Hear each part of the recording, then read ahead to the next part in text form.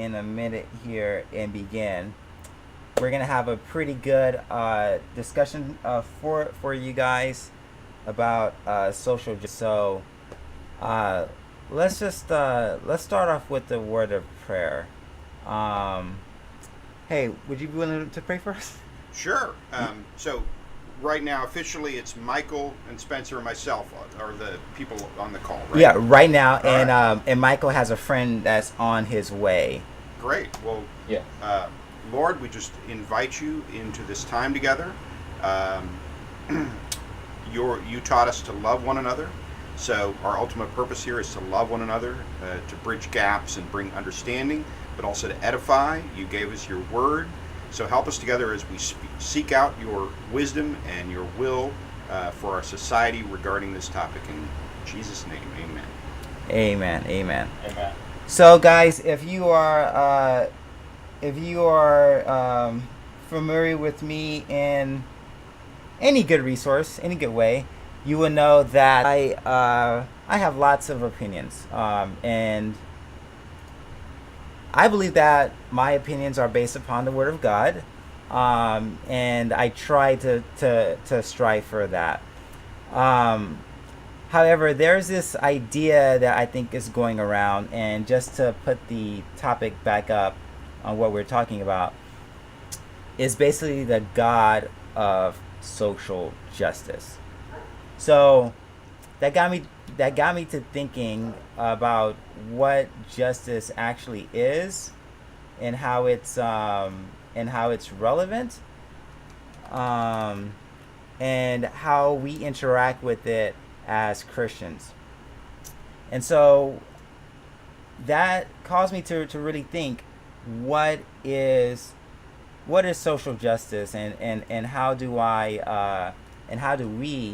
as a body of Christ interact with it and use it.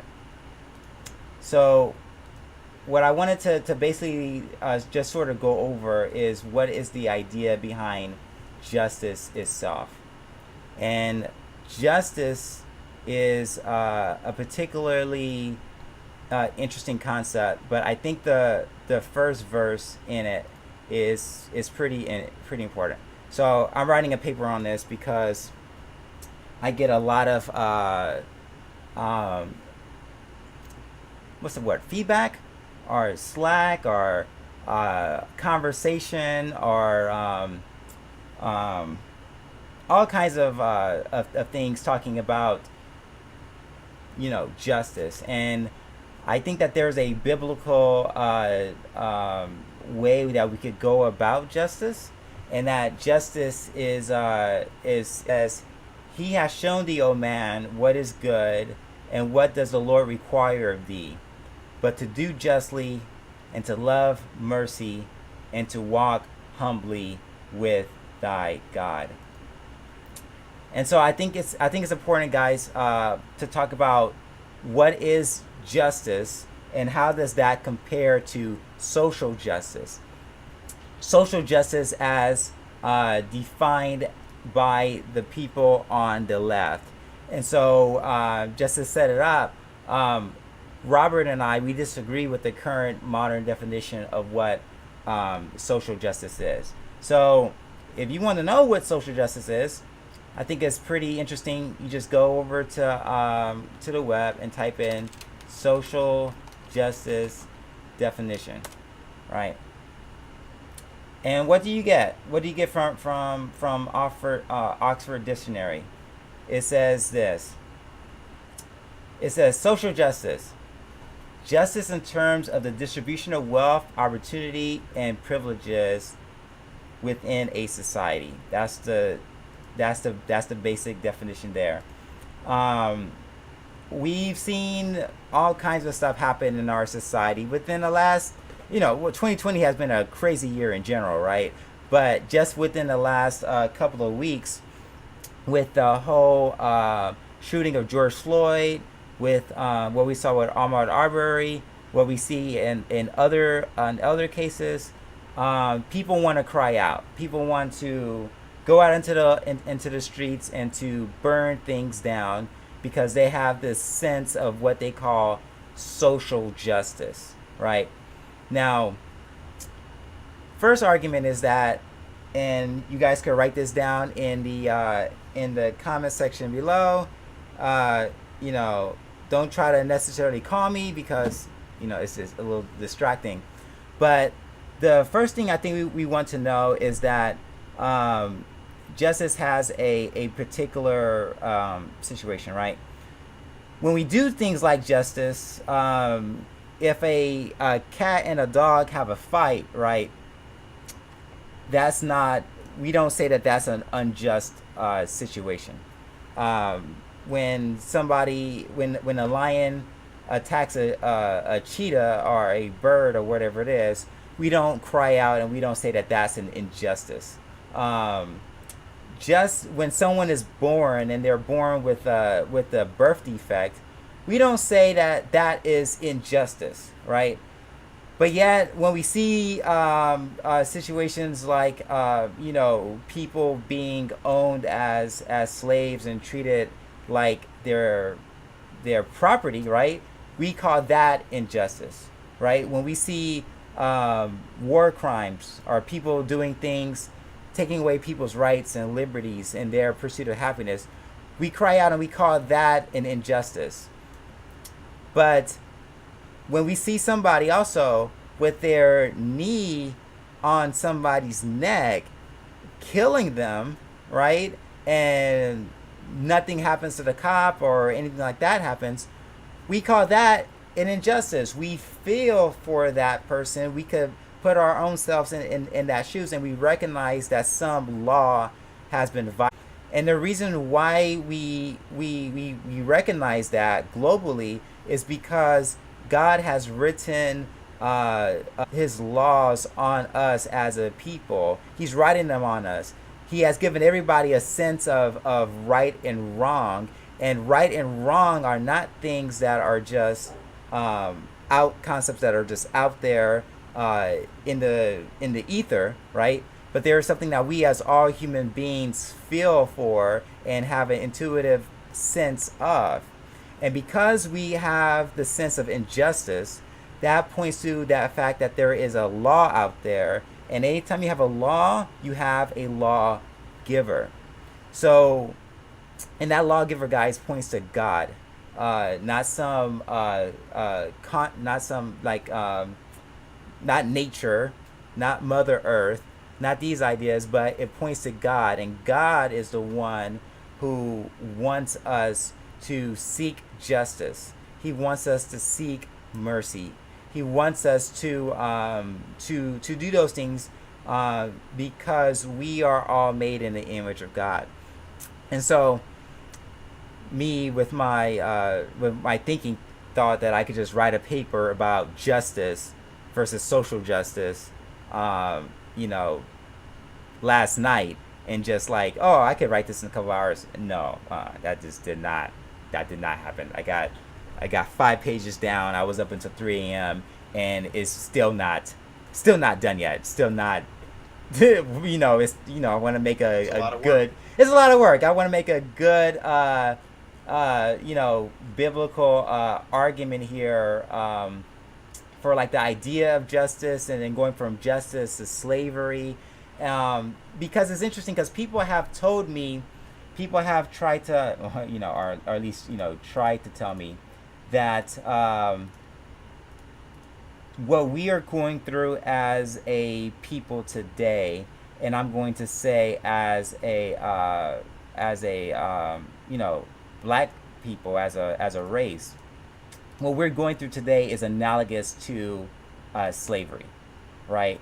And not only slavery, but Hebrew, Hebrew type of slavery, and I just don't see that. I don't see African Americans as a people being denied opportunities based on their race.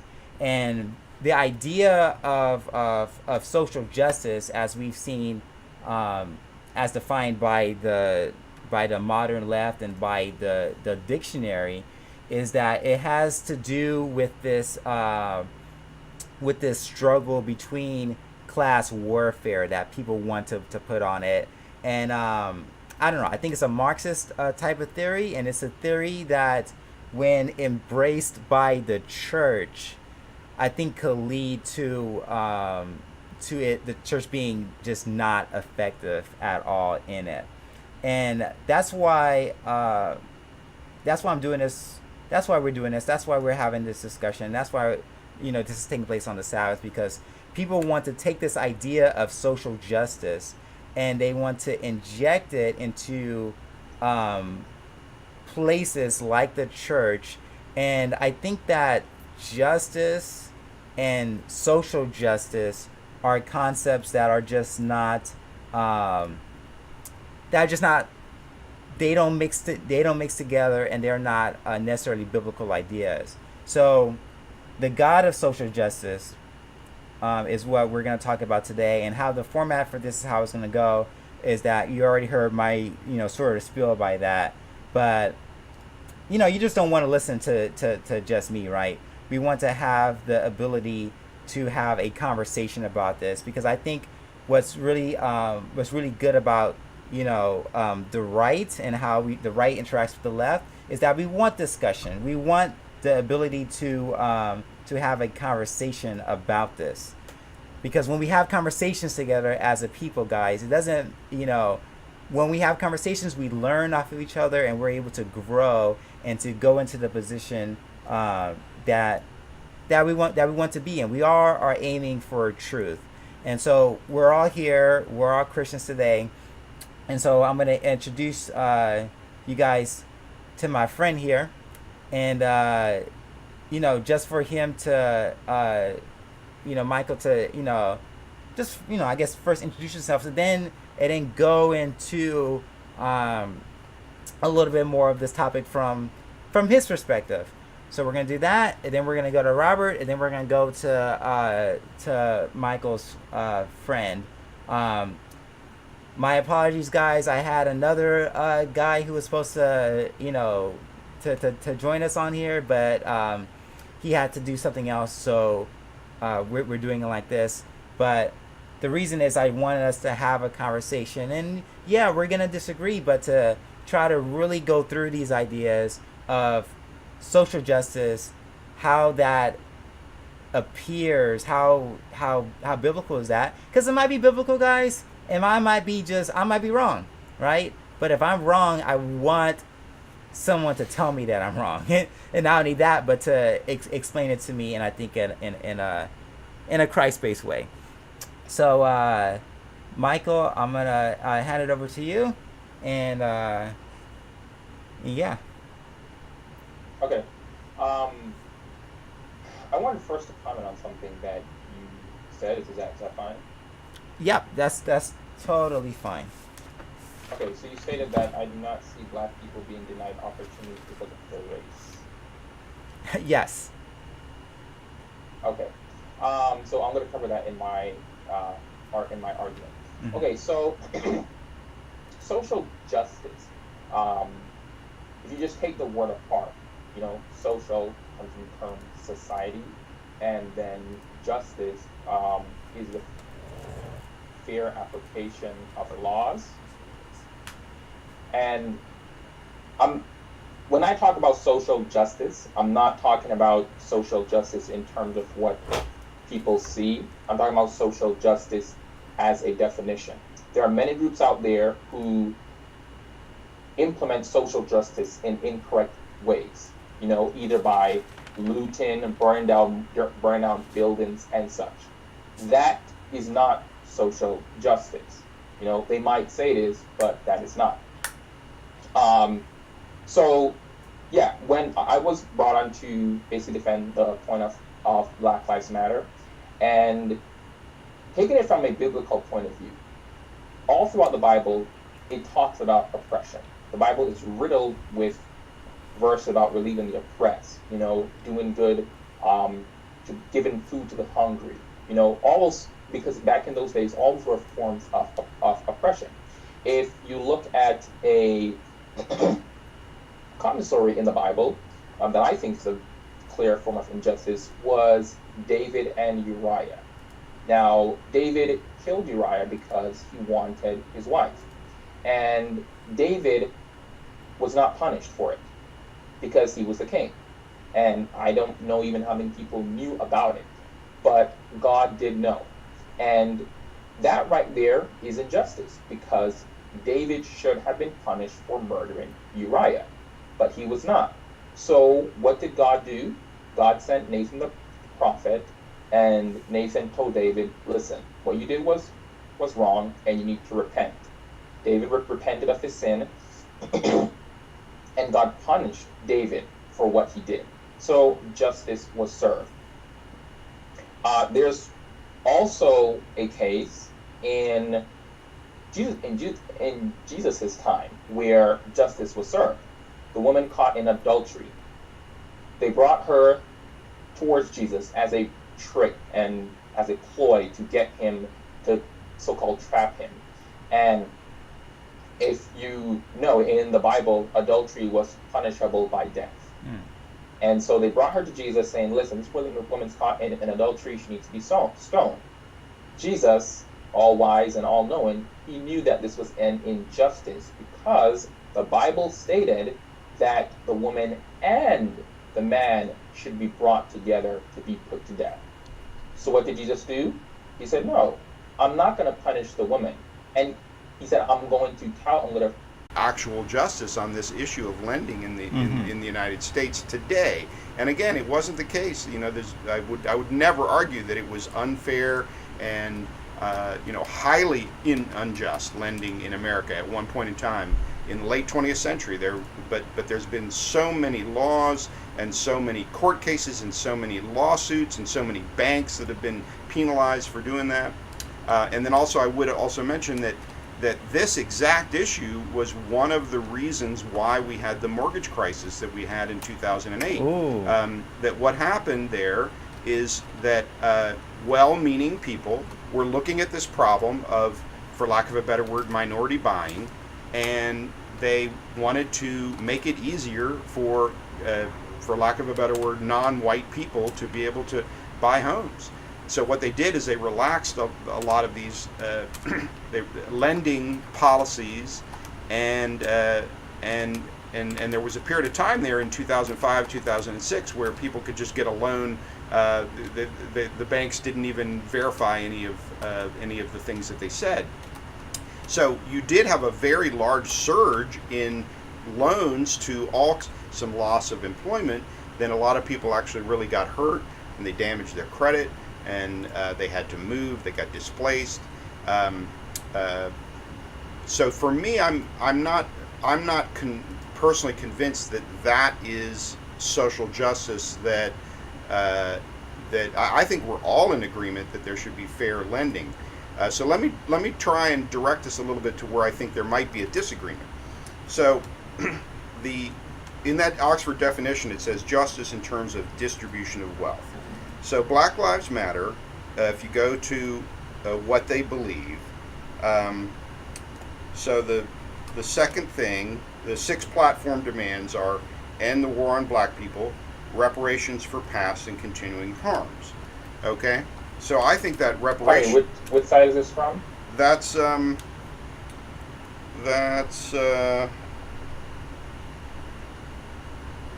it's a vision for Black lives, policy demands for Black power, freedom, and justice, which is their. Do you want me to send it to you? Yeah. I just want to put it for myself. Yeah. 1 second.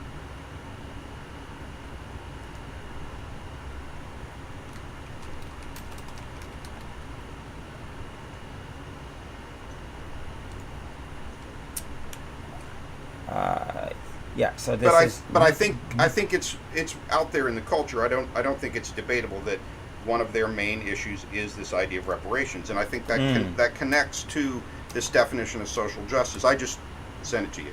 So social justice, it says justice in terms of the distribution of wealth. So let's because this is where I think there is a debate about what that means, the distribution of wealth in regards to the Bible.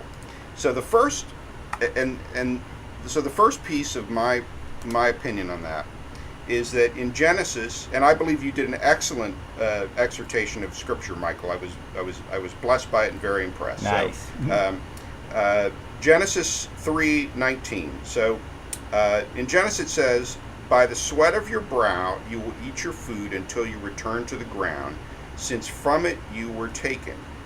Okay, so I want to lay out what I believe is the scriptural basis for the notion that no human being is owed anything upon coming into this world, which I believe that definition of social justice implies that someone needs to distribute wealth to me. So if I'm a proponent of social justice, regardless of my skin color, when I look at that definition, it sounds like, oh, someone needs to distribute some wealth to me.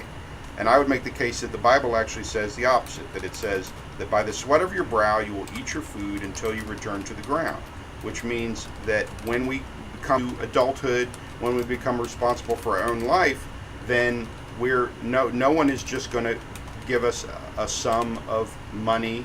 We're going to have to go out and we're going to have to do things to get that income, that there's no pool of money out there that's waiting for us. And then in Proverbs 20:21, it says, "An inheritance claimed too soon will not be blessed at the end." So myself personally, there was no family money in my life. I didn't receive any cash inheritance from my prior ancestors, and I believe the Word of God actually shows that it's not a good thing for a young person to receive an inheritance. In fact, if you study a lot of really wealthy families, it is very, very common that really successful people with hundreds of millions of dollars or billions of dollars, they do not transfer that money to their progeny, because they know that, like if you look at the Getty family, so Getty Oil, that generational wealth transfer to his progeny, it destroyed their lives. It's just it's a tragic story. It's similar to what happens with the lottery, when people win the lottery. So from my standpoint, that social justice definition has this idea in it that there is this expectation of a distribution of wealth to everybody. And I'm just going over some scriptures where I believe that the Word of God actually shows that we all come into this world as individuals without any net worth, basically. So in 2 Thessalonians 3:10 it says, "For even when we were with you, we commanded you, if any will not work, neither let him eat."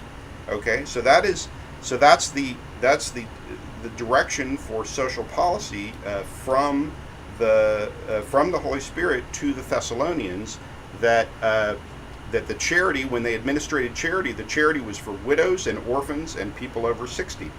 For the able-bodied people, they were not. They said you need to go out and you need to earn your food. So, lastly, on this first part of that social justice definition, my concern about a lot of the things that I hear about social justice is that there is I think that when we look at this notion of wealth distribution and this belief that somehow the government is supposed to be distributing wealth to people, that we really need to look at just the Ten Commandments. The notion of so when God says "Thou shalt not steal," okay, so what He's doing is, in my opinion, He's clearly establishing that everyone has a property right. Okay, that everyone has a right to property, and it's God ordained what their property is, and essentially you are not. It's not biblical for you to demand to have someone else's property. It was between them and God what was in their possession. And then the 10th commandment is "You shall not covet." So one of the reasons why I accepted Spencer's invitation here to come have this discussion is because it really grieves my heart. There's this video that goes around about the race where it shows where they're basically showing that some people have disadvantages, and to me that creates a very, very dangerous mindset. I think that what the Bible teaches is that part of being happy and whole as a human being is really to not spend any energy thinking about what other people have. And that's what it says when it says, "Thou shalt not covet." That it's not. God gave us these words because He loves us and He wants us to be happy. And I think that when their consciousness is soaked in this notion that other people have more than they have, and that is a definition of injustice, just this notion that other people have more than they have. That's not the biblical justice to me. To me, that is now this modern social justice, which I think breeds unhappiness and actually makes it more difficult for people to walk in the teaching of Genesis 3, where the reality is that we just have to get up every day and we have to, in my language, make it happen. So my closing on just this part is in 1 Corinthians, Paul said, "I planted the seed, Apollos watered it, but God's been making it grow. So neither the one who plants nor the one who waters is anything, but only God who makes things grow. The one who plants and the one who waters have one purpose, and they will each be rewarded according to their own labor." They will each be rewarded according to their own labor. So I really honor you, Michael, and I welcome your thoughts on what I've presented. Okay, so I want to dissect what you said. And start from the beginning. Is your friend here yet? I believe he's on. Yeah. Yeah. Yeah, I'm right here. I'm right here. Okay. Okay. So we're gonna have him go first, and then we're gonna open it up. Yeah. For right. Yeah. Okay. To give him time. So I do agree, and sir, what is your name? I want to refer to you properly. Robert. Robert, okay. So you made some good points there, and I would say I'm a balanced person. I look at both sides evenly, and I like to make the right decision. I would like to draw your attention to a text in Galatians 3:28. It says, "There is neither Jew nor Greek, there is neither bond nor free, there is neither male nor female, for ye are all one in Christ Jesus." So, what you're saying has a very valid point, only if we take into consideration Galatians. So if we're going to follow everything from Galatians, where we're going to be fair to everyone and everyone is equal, and there's no oppression or there was an oppression of a person at a specific time, then I can 100% fully agree that, you know what, you work for it and you should definitely keep it, and the jealousy is also a problem. But I think we also have to look at the same time that if everything is equal, that's fair what you're saying. But if everything's not equal, don't you believe that we should try to see how things could be made more equal? What are your thoughts on that? Because, the Bible does, you kind of have to weave your way through the Bible and text connect different ways. So if you just take it out of context, yeah, work for what you have, but if it's not even, I'm not even saying the distribution of wealth, I'm saying even opportunities, then I would see it a little bit differently. What do you guys think? Yeah, well, I've got Galatians open. What was this verse? I think it was Galatians 3:28, right? Yeah, correct. Yeah, 3:28. Yeah, I'm just going to read it. So, there is neither Jew nor Gentile, neither slave nor free, Right. nor is there male and female, for you are all one in Christ Jesus. Correct. Okay, so let's get the context a little bit. He's saying, before the coming of this faith, we were held in custody under the law, locked up until the faith that was to come would be revealed. So the law was our guardian until Christ came, that we might be justified with faith. Now that this faith has Right. come, we are no longer under a guardian. So in Christ Jesus, you are all children of God through faith. For all of you who were baptized into Christ have clothed yourselves with Christ. Okay. So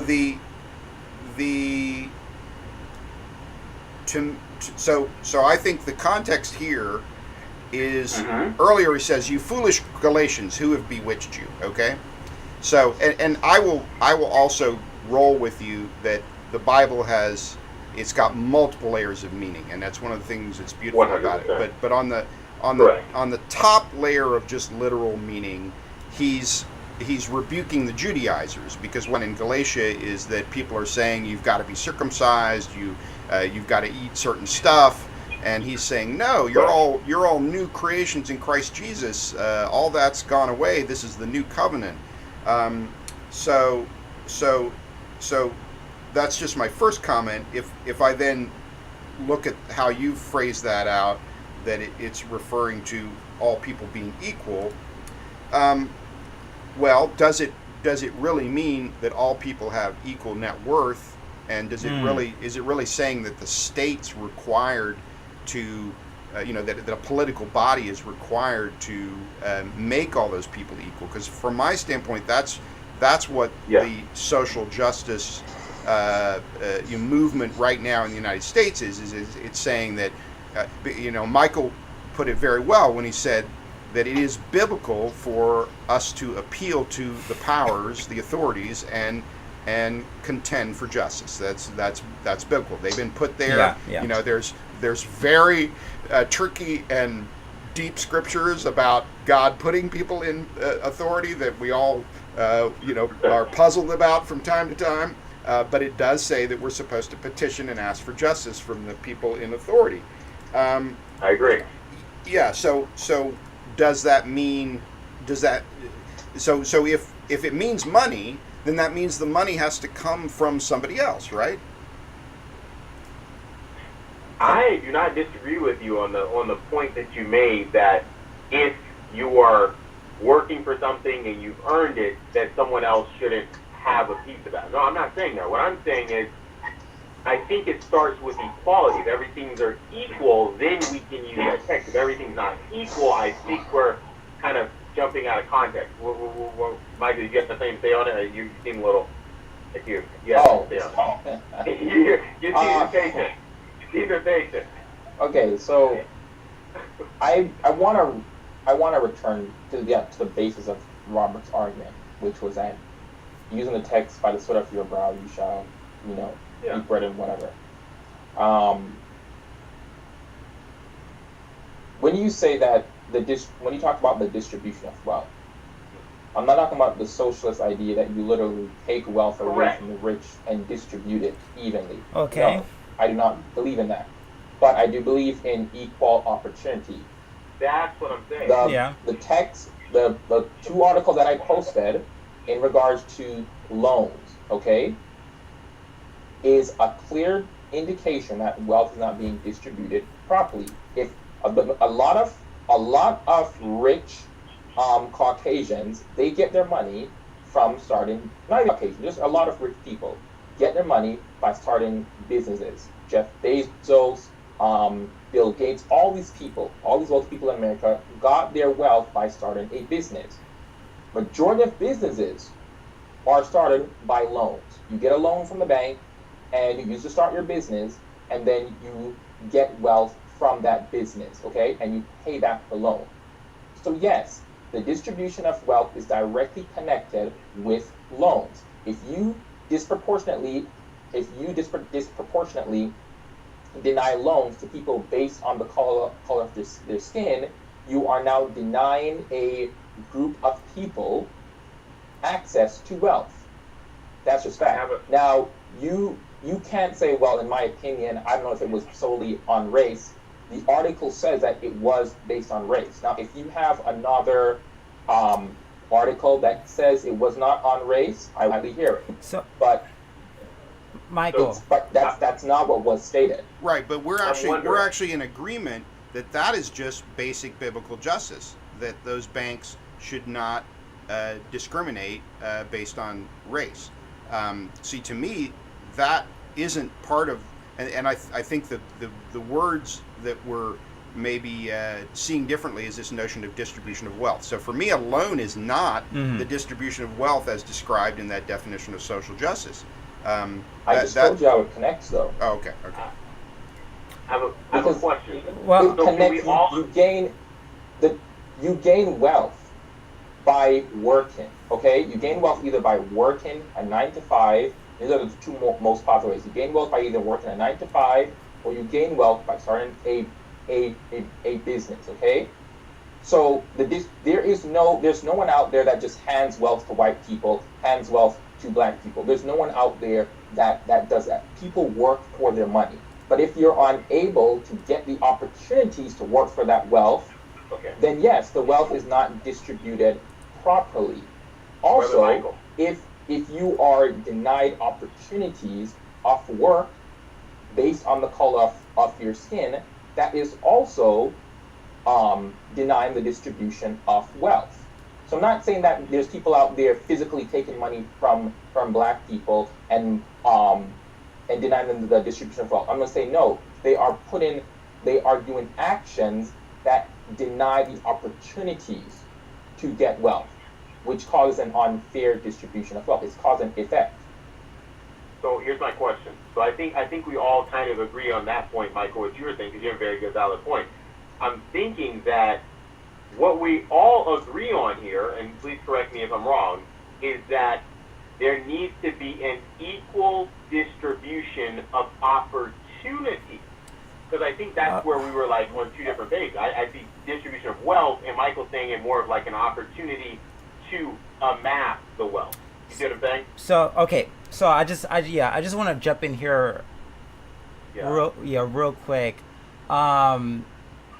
In this country, if I have an idea, and let's say the idea is a particularly good idea, right? I don't have to go to a bank to get a startup loan for my particular idea. Many businesses, especially in Silicon Valley, they don't even go through banks, right? But they go through individuals who looking to increase their, their profit, their money, would put their money in somebody's idea where they don't even have anything built. They don't even have it, they just got an idea, right? But some people, right? Some people, they actually have to have something built before they'll put, $100,000 or whatever into it. So sources of wealth doesn't necessarily always generate and come from banks and loans and these traditional financial institutions. But the question of social injustice and social inequity and just injustice in general, right? If I go to a bank and I am qualified, if I'm not subprime, I guess it's prime, right? If I'm prime, then, you go in and, based on your zip code and based on other people like you and credit scores, right? You get the loan. But if I wanted to start a business, I don't have to go through the bank with their high interest rate and all that kind of stuff. I could go to a couple of my buddies or whatever and be like, hey, dude, let me give, just give me $1,000 or so, right? That right there is where wealth starts. It doesn't necessarily start at these financial institutions that will come in a lot later to back up a loan or to back up a round, right? So you have like a seed round that first initially starts. And that seed round is, you don't even have to be a qualified investor anymore. I think it was Obama who changed that rule. I'm pretty sure it was probably Obama. You don't even have to be a qualified investor anymore, meaning that you could put your money into anyone's idea and just have that go. So I don't agree with you there. But when we talk about the people who want to do social justice and the redistribution of wealth, they actually want to go and not point someone's gun at their head, but they actually want to go and tax and remove and take out money from wealthy individuals and move that towards communities that don't have it. So where do you see that? Because I've never heard a Black Lives Matter person say that they want to remove. It just happened this week. Okay, so this is what happened at the protest. So they went and they protested. Give me a story. They went and they protested at Eric Garcetti's house, and the demand was that they wanted to defund the police, and they've taken. Now it's words. There's due process. So it's not. There's other steps that have to happen, but Eric Garcetti has said that they're going to take $150 million of LA taxpayers' money, and they're going to specifically give it to a certain community. They take it away from the police force. So that's where the debate is. That's in my opinion, the social justice definition is that we're going to we're going to take monies and we're going to give them to this particular group. Well, but but besides that, it's not even really that. It's the fact that people, and let's narrow it down to some Christians. I was just over at my church member's house just a couple of hours ago. She says, and there are people who think that it is unbiblical and it is immoral for Jeff Bezos, for example, to have as much money as he does. And the idea of social justice is that, I think Bernie Sanders said it too, that billionaires shouldn't exist. It's right? an official Okay, camp. you guys, you gotta go on that topic, okay? You're mixing up democratic and liberal policies with Black Lives Matter agenda. Let's tackle the first thing with the defunding of the police, okay? That's not that's not a socialist redistribution of wealth. That is the government saying, listen, the police department has too much money. We need to take some of this money and allocate it to other resources. You are not in charge. You already gave your money to the government. If the government decides that they want to lower the budget of the police force, that's on them. They're not asking you to give more money. No, they're reallocating funds. So that's not taking money away from rich people and giving it to other people. No, and I believe that's a very good thing to do. The police department in LA does have too much money, okay? And if they okay, interesting. If the money is supposed to be used to help prevent crime, okay, then it needs to be used in the right manner. Currently, as you see, certain parts of LA are still very violent. Okay, if you have a company and they are ineffective in solving a problem, are you going to pump more and more money into that company? No, you're going to say, listen, you're not using this money properly. Let's reallocate some funds someplace else to solve the problem another way. That's what they are doing in LA, and that's what they're also doing in Minnesota. They're basically tearing down the police department and rebuilding it from the ground up because they are ineffective in solving the problem of crime. Well, so I think, Michael, you did a good job of articulating your position, but in my neighborhood, crime has increased. So I would actually disagree with the notion that there's a social good to reducing the the budget of the LAPD, and I would disagree that they have too much money. But we're here to express mutual respect, and we're brothers in Christ. Exactly. And on that one, we'll just have to disagree on that one. So I think we could clearly see, based on all of the riots and based on all of the things and based on the fact that the LAPD had to call the National Guard in, that they probably need more funding. When you take a minority business that has been around, down the street on Santa Monica Boulevard for years, and all of a sudden you go back and all the bikes are gone, and the place is trashed and looted and all this kind of stuff. When they call the police, they're like, sorry, we don't have enough, we can't come help you. I think when we look at, I think Robert said earlier, right, property rights are something, and those are things that we should care about and that do matter. But when we look at the idea of social justice, right, it does involve the redistribution of wealth, because there are people out there that the wealth in a society has to be equal. Okay, that there are. I agree with Raymond a little bit. Go right for it. We should live in a nation where everybody, regardless of the color of your skin or anything, has access to equal opportunity, right? And we do live in such a nation. We live in a nation where if I have an idea, if I have a product or whatever, I could get up out of my butt go down to the bank or go down to wherever I need to do and essentially hustle to get what I need to get done. But look at the flip side, right? If I'm the son of Jeff Bezos, then I'm gonna have maybe just a little bit, easier time, getting funding for something, right? But what's interesting about that is that you actually don't see that happen. That what you see in wealthy families, if you study the wealthy families, is that by the grandfather's generation, they do not continue to prosper the way that there is a clearly the history of these wealthy families backs up what the Word of God says, is those inheritances are not a positive.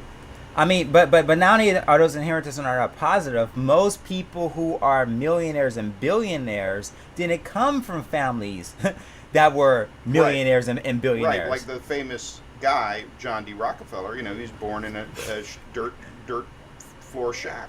Yeah, but not only him. You look at our modern people today. You look at the richest guy in the world today, right? Remember when Amazon first started? Yeah. I mean, it was it was like something like what is this? He worked on a plywood desk. Although his we don't want to have cry too many tears for Jeff. His wife was an investment banker. And, yeah, but the fact is that people in our society do go through stages of wealth, and that the wealthy class is not a static idea. But when it comes to inequities, right? If I go to the bank and I have an 800 credit score or whatever, and I put $1,000 down, and I'm trying to get a loan for $2,000, and I'm denied a loan based on my skin color, then that's injustice. That's injustice. That's not a social justice issue. When we talk about social justice, people are talking about the fact that the wealth in the world or in our nation is somehow distributed based on race or ill-gotten gains, and things needs to be equal out. Okay, so you're actually looking at the wrong form of social injustice. I'm looking at it right now. It says wealth, opportunities for personal activity, and social privileges. It's not just wealth. Social injustice is not just wealth. Interesting. And that's what it said right here on Google. Okay, cool. And yeah.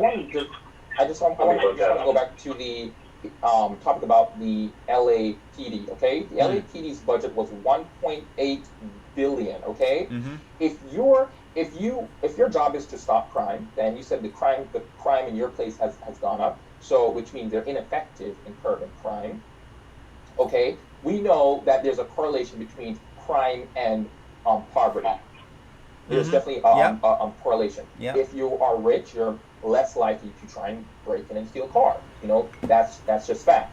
Okay, so if you are a mayor and you wanted to curb crime in your little city, okay, wouldn't you try and give the poor class opportunities to get more funds so that they are not tempted to go to acts of crime to get money?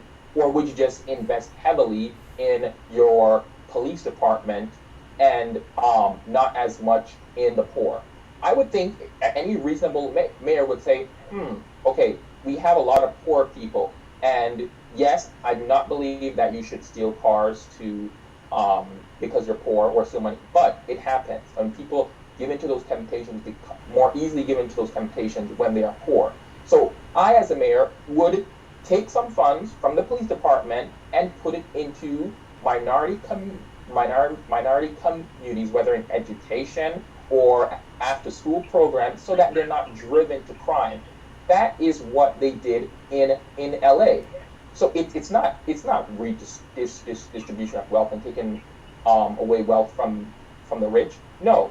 Also, in regards to that whole Jeff Bezos situation and in gaining wealth, as I told you, Spencer, I have two articles where they said black firms are denied loans. Now, this isn't when you apply for a loan as a firm. You just don't go online and apply for a loan. Of course. It's a whole interview process. You go into interviewing, and you, either yourself or your whole firm, talks to the banker why you should get a loan. Okay, and many of these times they're saying that these people are denied loans because of the color of their skin. Did you share that link? I have a story. Huh? Can you share me that link so I can put it on, Yeah, on the I'll screen? give it to you right now. Mm-hmm. I have a story that I don't have the source, but I read it myself, where a guy, he said he was running a business, and he said for years he dealt with a client. But he never showed his face. She did not know that he was black. And one day they had to meet in person.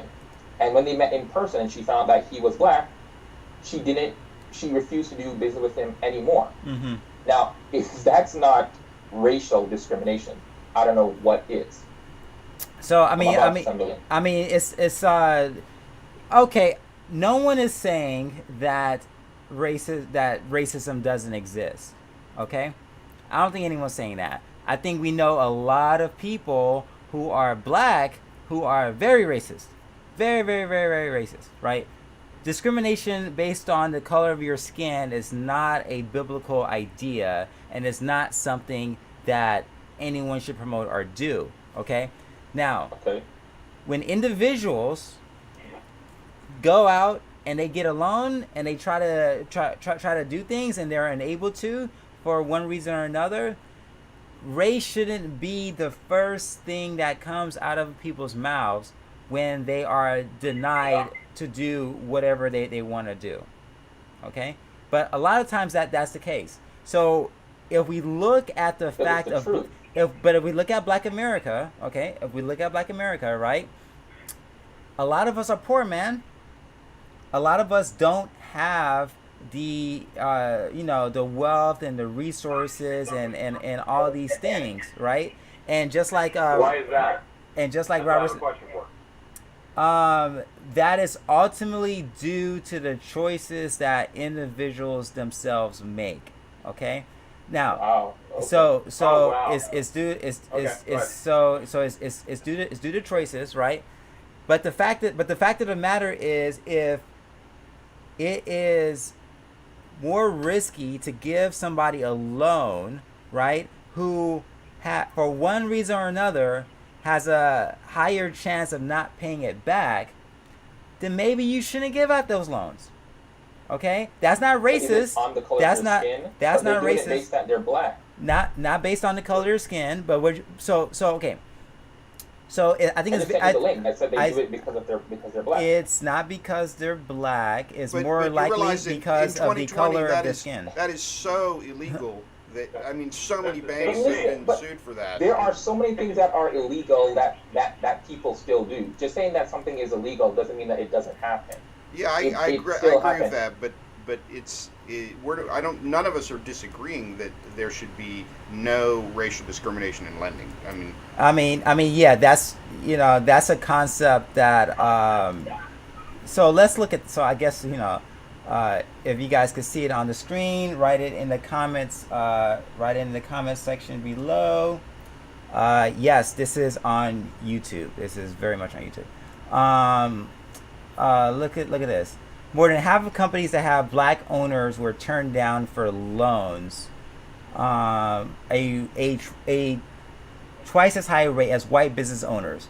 The report found that while black-owned firms were the most likely to have applied for black financing, less than 47% of these firms were fully funded. Even when black business owners get approved, the rate of failure to receive full financing is the highest amongst all categories by more than 10%. Look at this.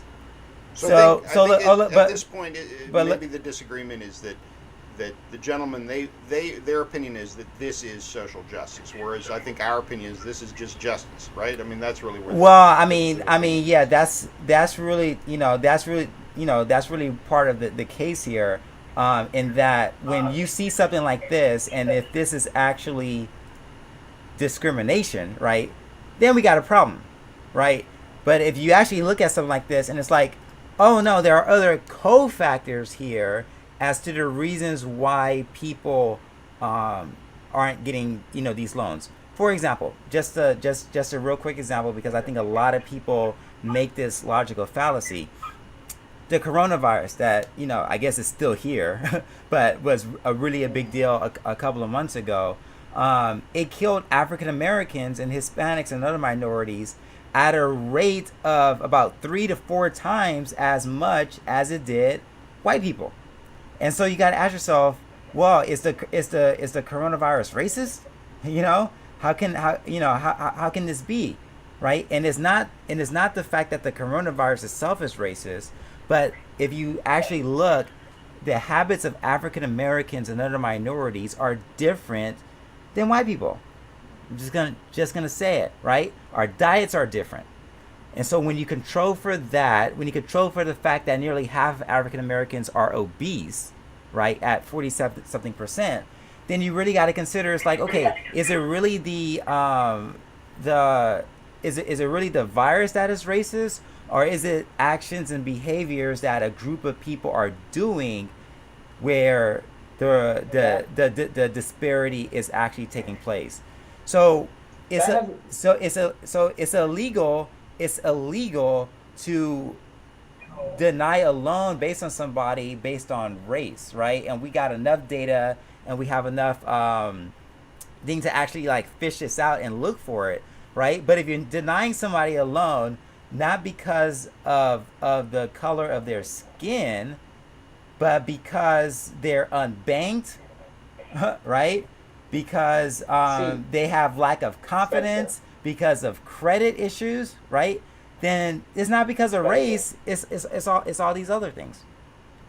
Spencer, you're putting in variables that do not exist. The article never said anything about those other factors. It said that they were denied because of their skin color. Okay, you're putting in variables that do not exist. It didn't say that there were factors such as bad credit. No. Okay. So your point doesn't make any sense. Okay, so let's look at this data recently made available, right? Let's go to the Federal Reserve website if we want to actually look at this. Let's see. We're doing research, guys, live, because these are the kinds of ideas that I think are important, because it's really important that we know how to analyze data and how to make conclusions and factors based off of it. Let's see.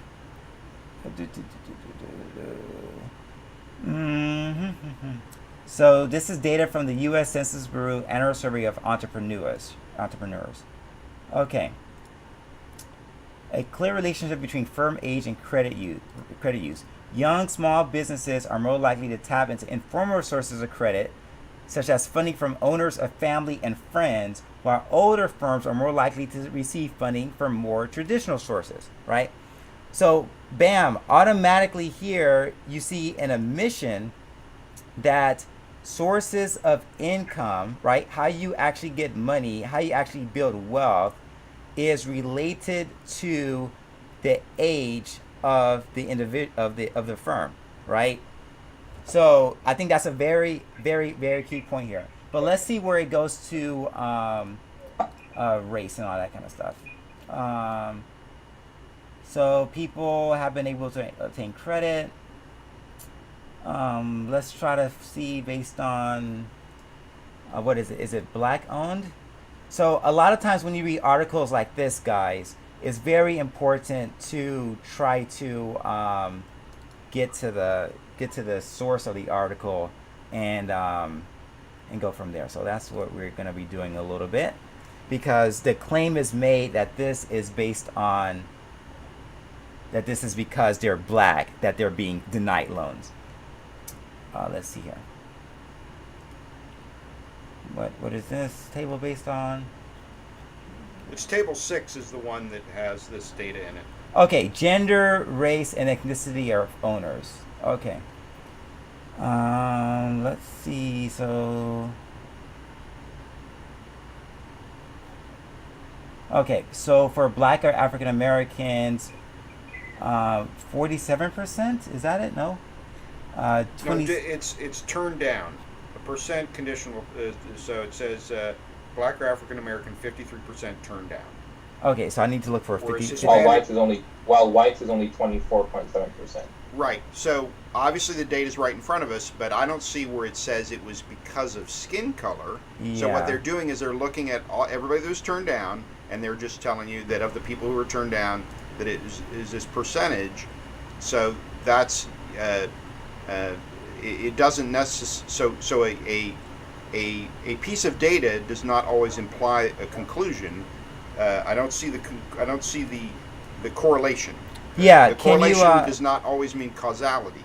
So I don't see how we know that they were turned down because they were black. I don't see how we know that. can you please yeah, let's do this. Can you please show us and everybody how did you come to that, how did this article come to that conclusion? And that's we use our media as a way to bring us information, right? And when the media puts an agenda out there, it just saddens me a little bit. Can we try to see where do we? I'm looking at it right now. Okay, cool. And so you guys are in the comment section. Somebody says other people have what I don't have. Is this specifically speaking to tangible things? We would love to hear about Campaign Zero's purpose for reform. I have no idea what that means. Is this on YouTube? This is on YouTube. You want to go to YouTube? Just go to you can go to spencersims.com/YouTube, and that should bring you right up to it. But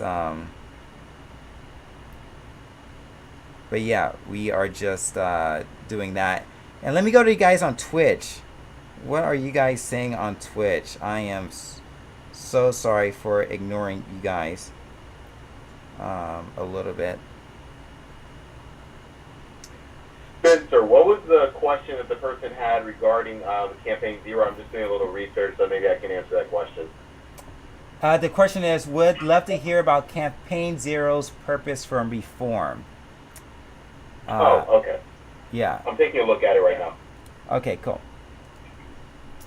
So, yeah, this is us. We're just doing research. We're just, trying to make sure we're giving you guys good information here. I'm going to go and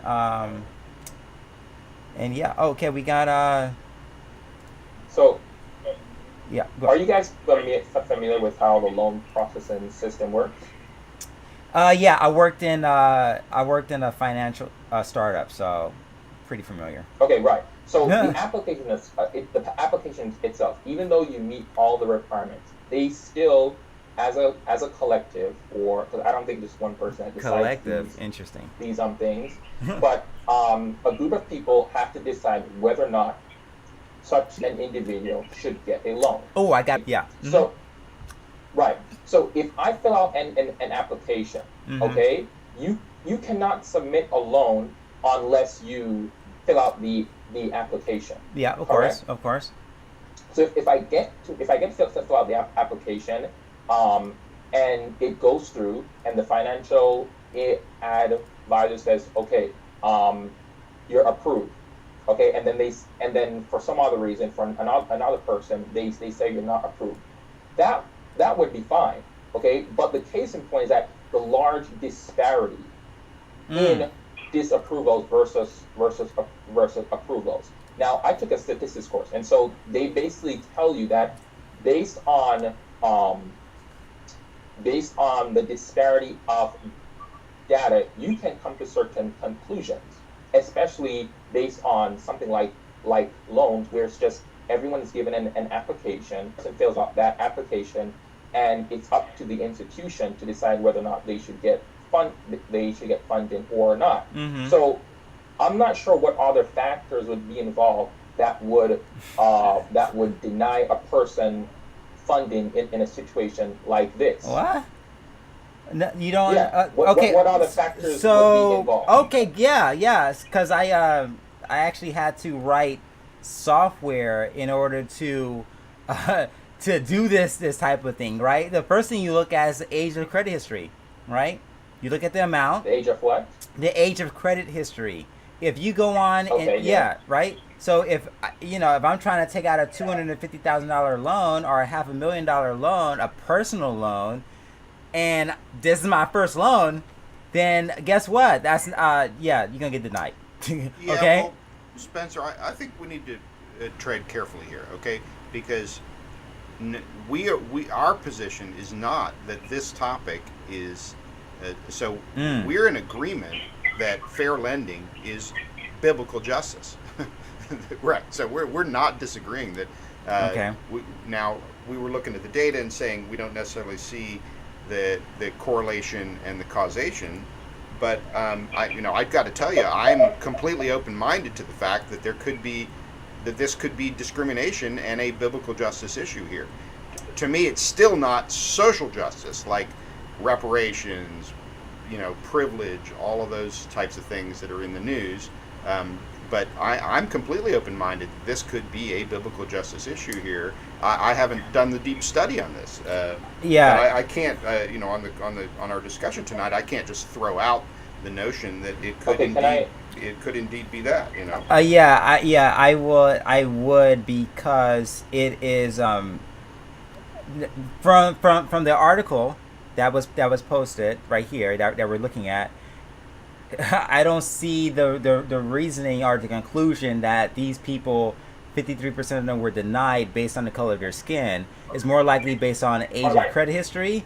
Is based on other factors such as the type of loan you're trying to get, and all of this other thing. Where do you see the thing there that this is even a justice issue?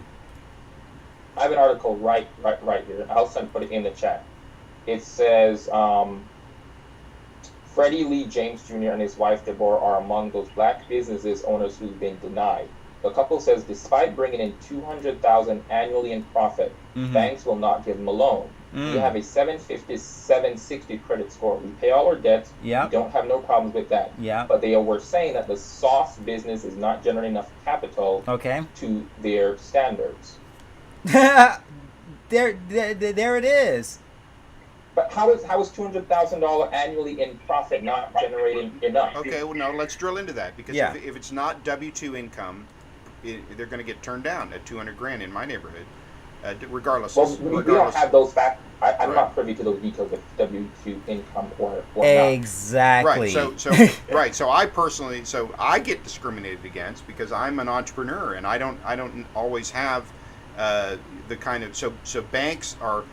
The banks are absolutely prejudicial against self-employed people and entrepreneurs. Yep. It's very hard as an entrepreneur. 90% of businesses fail. But at the same time, I'm not. I would have to really research this issue, and I am open-minded to the fact that there could still be some bias here. But to me, again, that's just basic biblical justice. That this is an area where society should be fair, and where we should all, regardless of skin color, be united. That people should be able to get loans, and skin color should play no role. And here's the other thing when it comes to like loans and financial. And Brian says you might have $190,000 in expenses. That can happen too. But here's the other angle when it comes to the whole financial thing, because I've worked in this industry.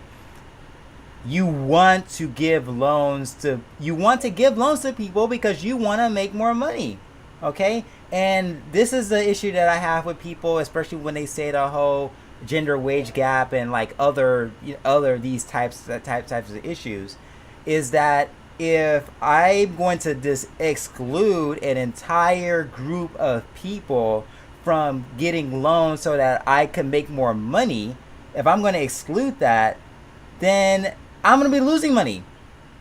And under capitalism, you're going to be losing money because other people are going to give those loans to people, and guess what? They're going to get rich, they're going to make more money, and you're going to cease to reap the benefits of that. Racism does not pay. It doesn't. But that happens, not in a capitalistic society. That happens time and time again because, for instance, look at basketball. for years, black players were discriminated against in basketball, even though they were better than their white counterparts.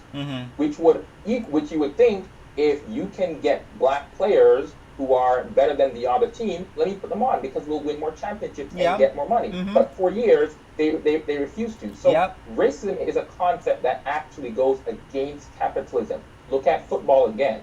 There are many black. I just read an article the other day where it says there are many black quarterbacks out there, but they try and make them play another position because they don't feel like they can be a quarterback. So that notion that people are so greedy for money, so why wouldn't they give business to black people? There's many times where that happens, but it's really just with the NBA. For years, they did not allow black people to play. Now, times have changed, so they have.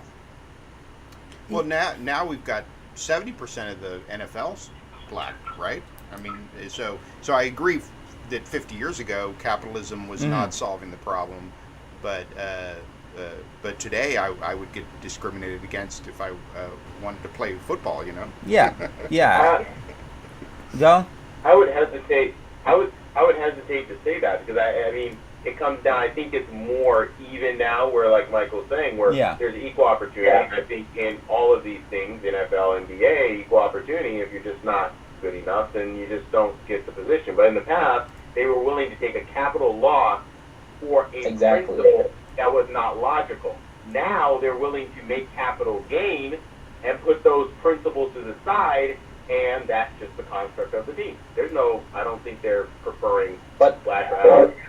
Yeah, I was just trying to be a little humorous. I understand. Yeah. So I mean, so when it comes to the issues, right, of social justice, right? Correct. Loans today, right? Today, Black Lives Matter, rioting, marching, all this kind of stuff. I think we're all in agreement that it is a justice issue for people to be denied things that are, that they could rightfully get, right? Based on skin color, yes. Yes, based on skin color, right? If you do that, right? Okay. But what we're seeing today, just because there are disparities in our society, doesn't necessarily mean that it's because of a systematic, oppressive type of structure out there. And like the loan data, and like the data with the NFL, right? Just said it yourself, right? Once you allow people to make free choices and to do whatever they want to do, the problem goes away. Problem with the loans is that you didn't bring up a study, and the first study you brought up didn't show it, and the data that study relied on didn't show it, right? Is that people being discriminated just because they are black? That is the issue. But that's not. Okay. But that's not what we see. Okay, let's go back to this about in terms of the sports teams. The reason why they did not allow black people on it was because they thought they would lose ratings. That one owner, that one racist owner that got fired, I think it was the Mavericks he owned, but he basically told his daughter that he did not want any black people on the court. He told her to stop bringing and use the when was this? On when was this? This happened a while. This happened a while back. Let me find the article. Okay. But he basically said that he did not want black people on the court because they were disrupting his games and losing, and he would lose advertisements or whatever, which was totally false. It was just because that he was racist. And how is that a social justice issue and not just a justice issue? No, I was saying that their reasoning behind not allowing certain people to play, they believe that it's going to cause them to lose money. So it does all go back to money again, because just like in the NBA, they thought, I'm pretty sure many of them thought that if they allowed black people to play, they would lose money. That was probably true, but that doesn't make it right. So I think this is a very interesting topic we've stumbled upon. Okay, so for lack of a better word, white America, one of the reasons why white America is confused about what's going on right now is this exact topic. that we're all cheering for football teams and basketball teams that are largely black. White America Wow. loves black people playing sports. So I agree, 50 years ago, there was horrific racism in professional sports. But today, in the modern era, we have a colorblind hero phenomenon in sports that's to be celebrated today. And that's created a lot of confusion in white America as to how, what we're seeing in the streets. Like, gee, don't we all love these people? It's a real disconnect for many white people. You would think that they all love them, but behind closed doors, that's actually not the case. Like, How have you shown? How do you know this? Oh well, let me find the article of the NBA owner. And then while you're looking for that, I'll also cite that for the last 20 years, almost 25 years, hip hop has been 50 to 60% of all U.S. music sales, when black people are only 13%. So we've had the same thing in music, where young white teenagers, they love listening to black artists, and it's been that way for decades now. I'm trying to get your guys' comments on the screen, guys, so that's why I'm looking a little bit off to the distance.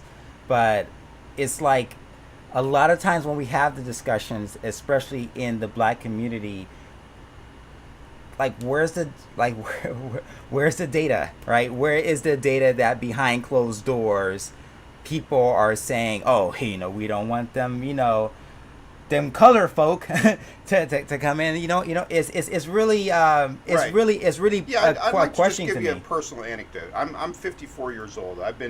I've run multiple businesses, and I was thinking about this when Spencer invited me to this meeting, because I hear this. Donald Sterling. I hear this behind closed doors thing a lot. Okay, in 40. Hold on. Give me just 1 second. Yeah. So in 40 years go. of doing business, in thousands and thousands of meetings in rooms full of white people, I've heard the N-word one time, and that was 1992. So in closed meeting, behind closed doors, I've heard one, and this was in a backwoods area of a state where you would imagine this might happen 30 years ago. But that's 40 years. In 40 years of doing business, I've heard a racial slur one time. So I hear this in back rooms thing a lot, but that's just my personal testimony, is that in modern white America, they're just we just don't see it. We really don't. At least not verbally. And I'm not disagreeing with you that there could be disparity in the lending, but in terms of the behind closed doors thing, it's just not a thing. Okay, I just sent the article to the group chat. The guy's named Donald Sterling. They said Donald Sterling was banned from the NBA for life and was fined $2.5 million by the league after private recordings of him making racist comments were made public.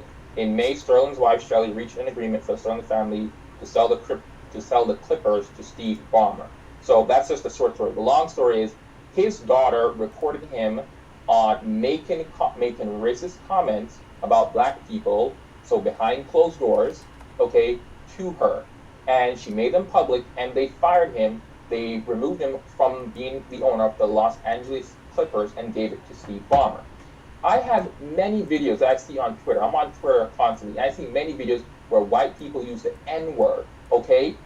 Making videos saying that no one is seeing them. I just saw one where she used the N-word in the drive-thru. She couldn't get her order done, so she called the black person the N-word. And then she started saying, oh, I'm so sorry for what I said. I have another video I just sent to my friend where this Caucasian girl was arguing with her parents about racism, and the father was calling black people filthy animals, and how they shouldn't be protesting and all these things. So I see racism all the time in Black America, either by use of the N-word or by other actions, and it's evident in systems of high places and in systems of low places. But once again, the whole financial thing is just a small part of it. The whole Black Lives Matter movement is actually the centerpiece is the push for criminal justice reform in America, which is a large which there's such a big disparity in criminal justice in regards to blacks. You know, blacks are arrested a lot more. Blacks are given higher sentences in regards to whites, and it's so in your face. I mean, I can bring up stories and statistics, but it's so much in your face. There's stories I just saw a story the other day where this guy, he went on America's Got Talent, and for over 30 years he was in jail for a crime that he did not commit.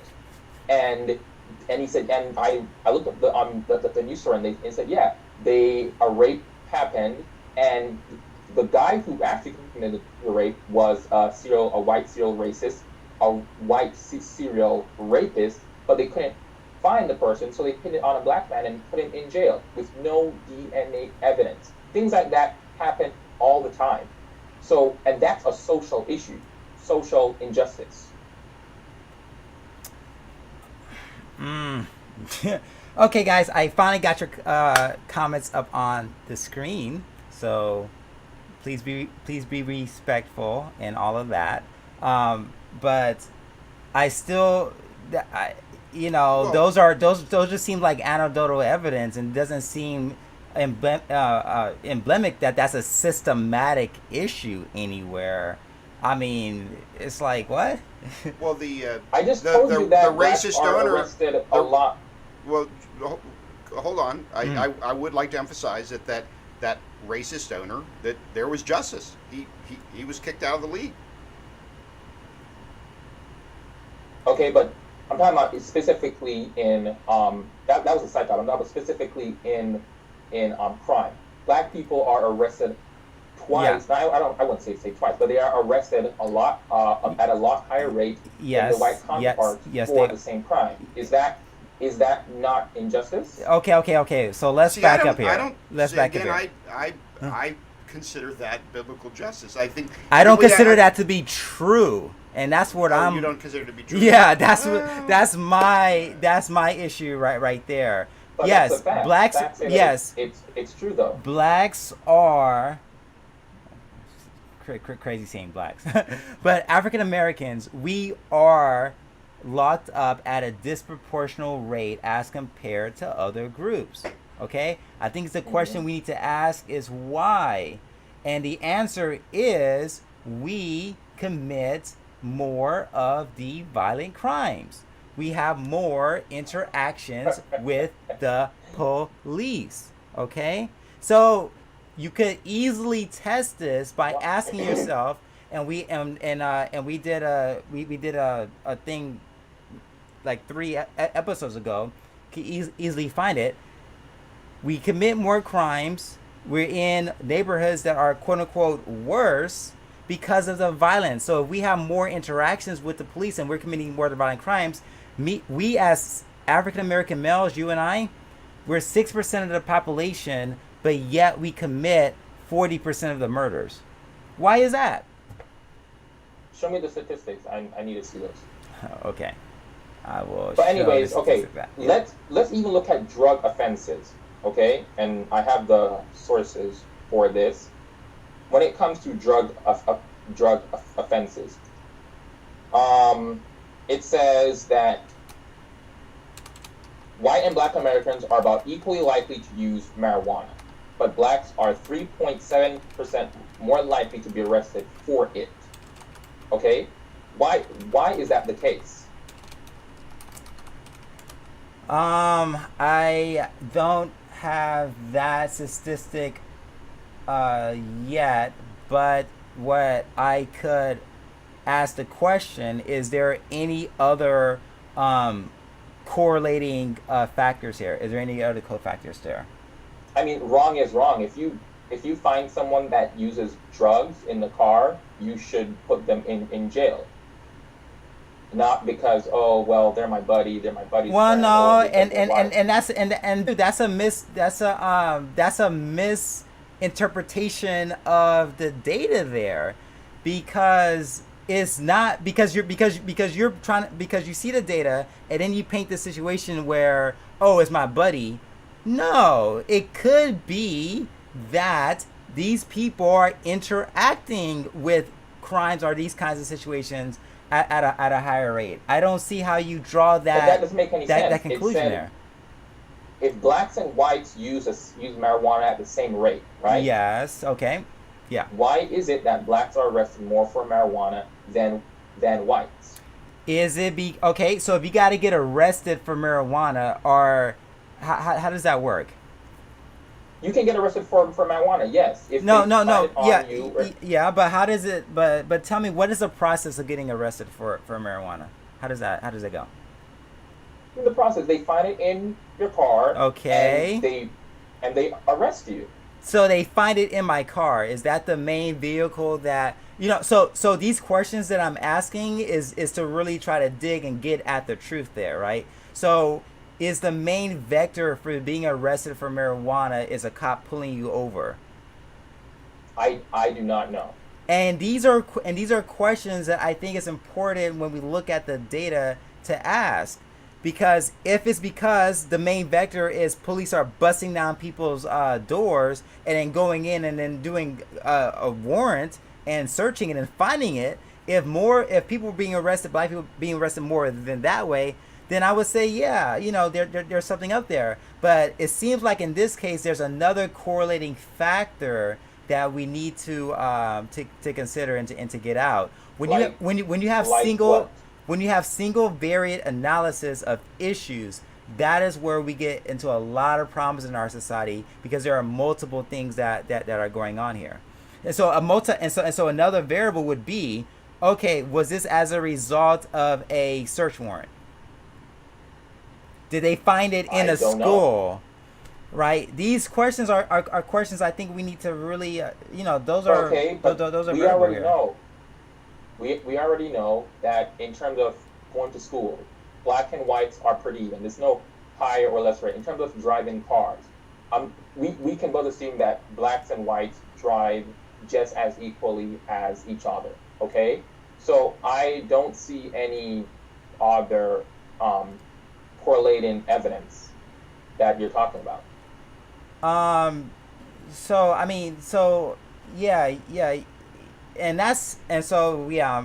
That's just part of the problem. I just sent you the link to the data you cited Okay. to our chat, Facebook chat. Oh, thank you very much. Look at this. So yeah, do Black Americans commit more crimes? I think that's a good question. Analysis. Yeah, black offenders committed 52% of the homicides recorded in the data between 1980 and 2008. Why do we commit more of the homicides? If we commit more of the homicides, then do you think that we should probably go be in prison more?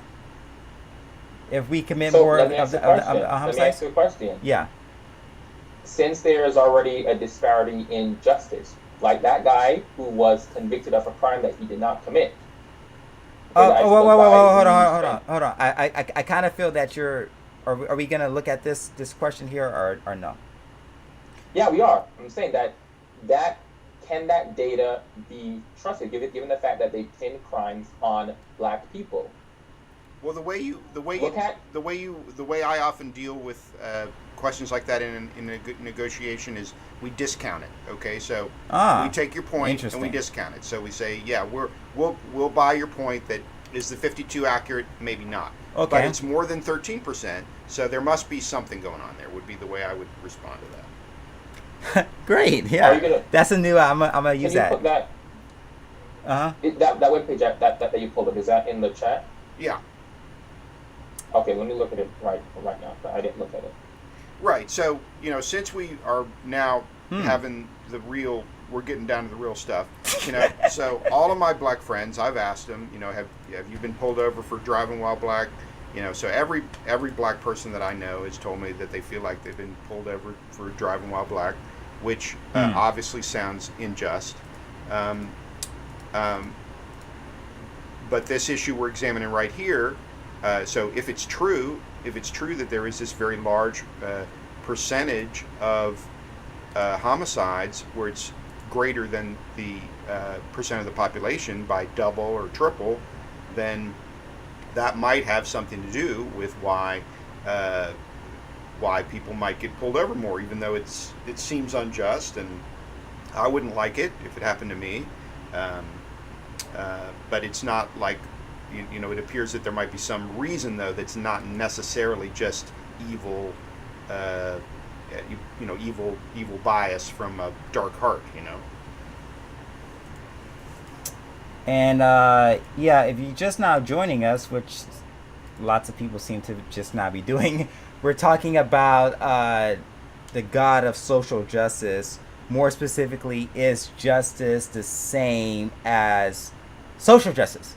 And before we defined it earlier, social justice basically has to do with the distribution of wealth, of opportunities, and of privileges, yes, in society, right?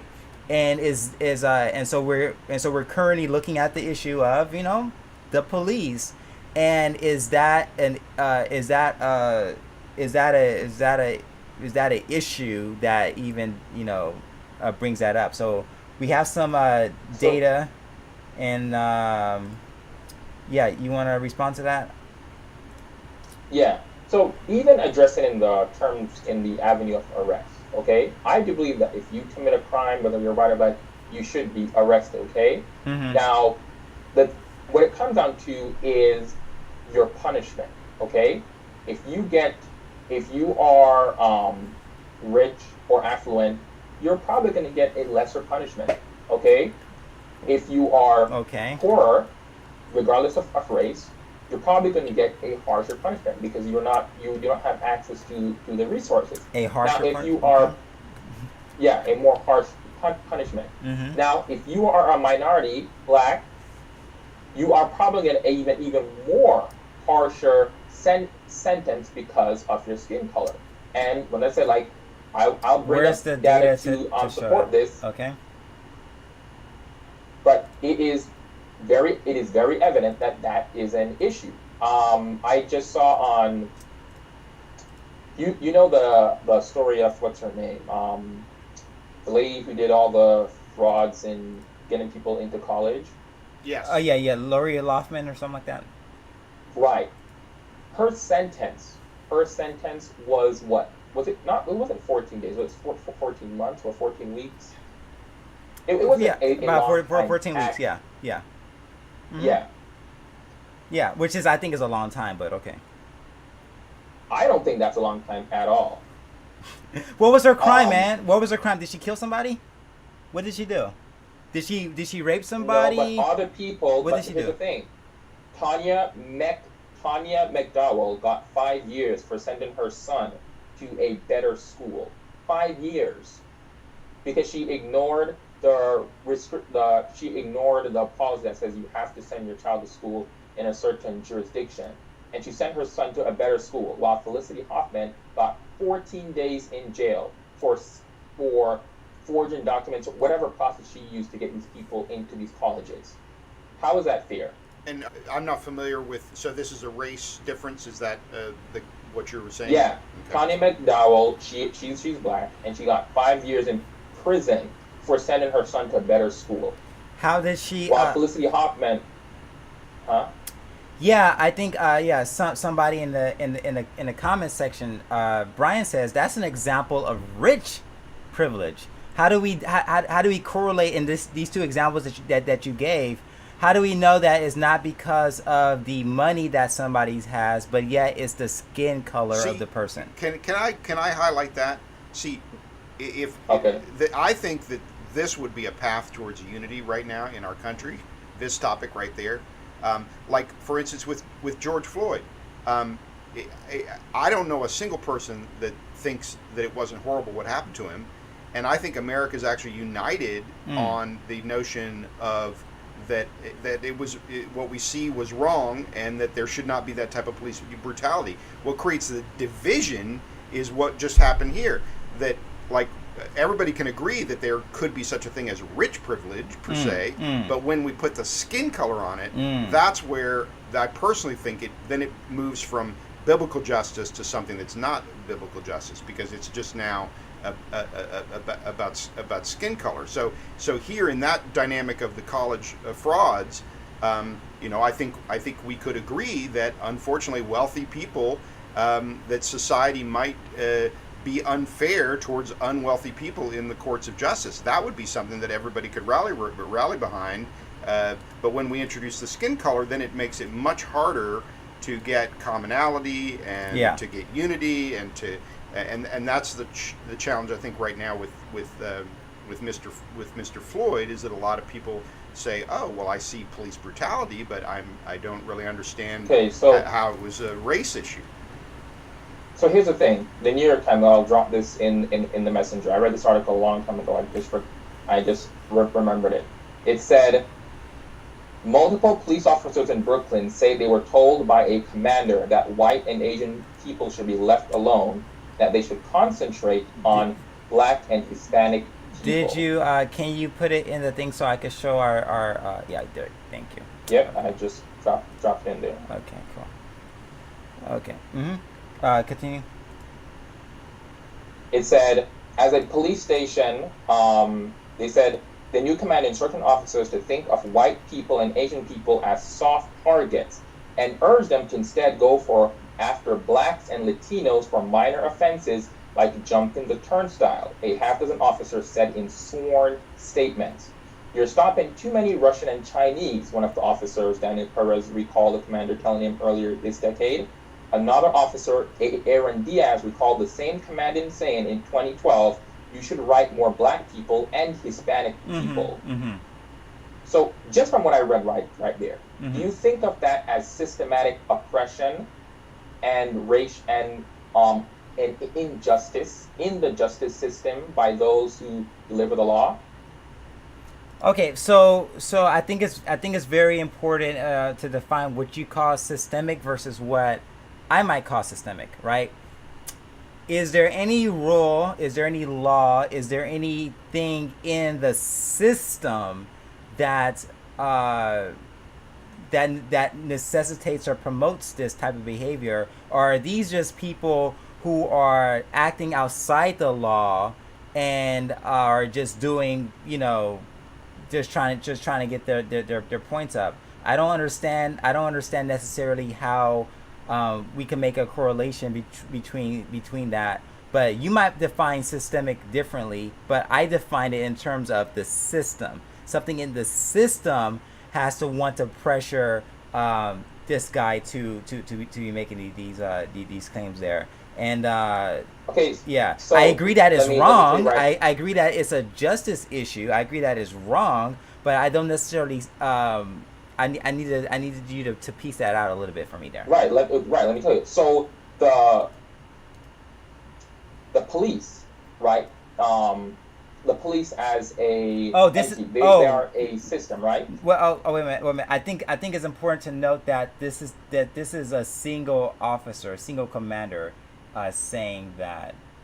Yeah, it's right up in here, right? The new commander instructed officers to think of white and Asian people. He did get prosecuted. Yeah, this is a racist guy. I know he did get prosecuted, but let me just make my point, okay? So okay, yeah, what's your point?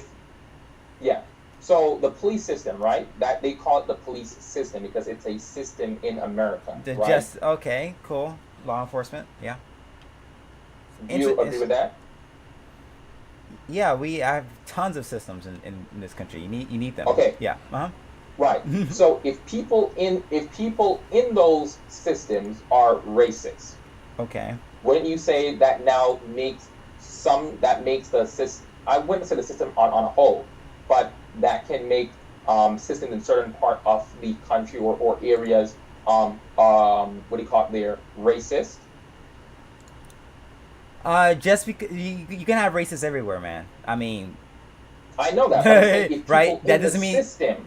If people in the system are racist, one person in this system here is racist, it doesn't mean that the entire system is. I don't buy it. I never said the entire. I wouldn't call it racist. I wouldn't call it racist. No. If you're saying that you wouldn't call it racist if certain. I never said the whole system. I Yeah. said there can be systems in America Mhm. that are racist. Okay, let's just say we say they're not all police officers are bad. Okay, but there are some police officers that are bad. Mhm. So which means that there are bad police officers that exist in America. No, so using the same thing for the police system. The police system on a whole is not racist. Okay, but there are Mhm. certain Yeah, they are. Yeah, I agree with you. yeah, there are certain police systems in America that are. Yeah, exactly. Okay. Yes.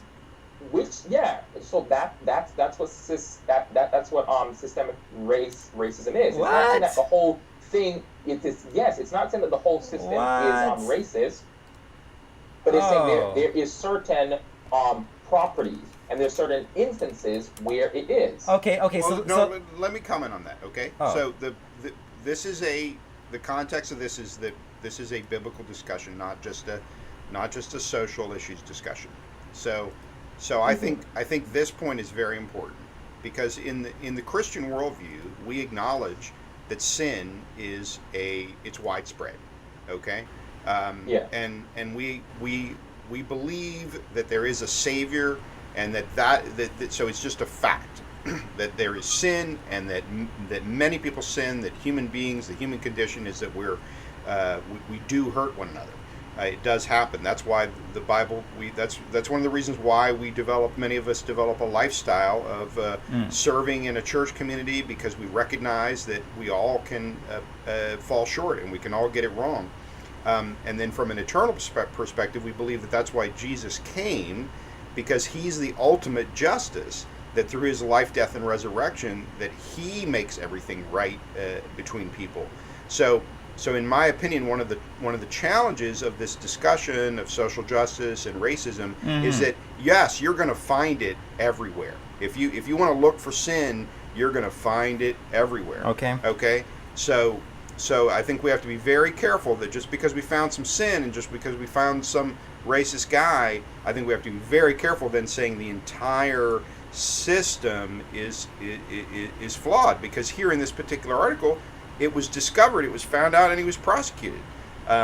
So I feel like that's one of the things that concerns me about what's going on today, is that our media, we found some sin, and it's like it's like almost pornographic how they just focus on this one area of sin.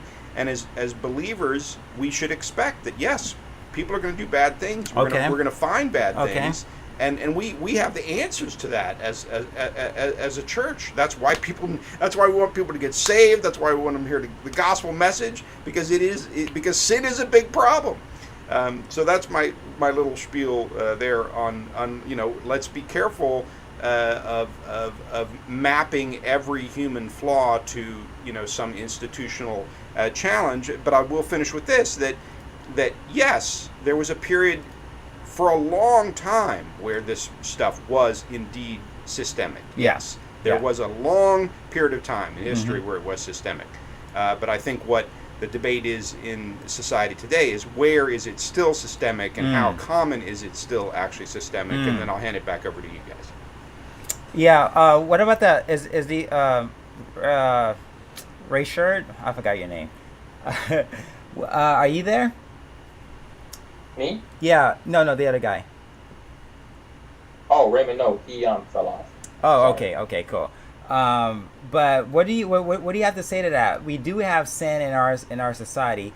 Brian says this: if one Asian person is racist, is the entire Asian population racist? You cannot attribute to the group or to a structure that which is based solely in the one person. If a person gets cancer, is the whole body cancerous? Once the cancer is gone, is the body, the system, still cancerous? The cancer is the cancer, and the system is separate.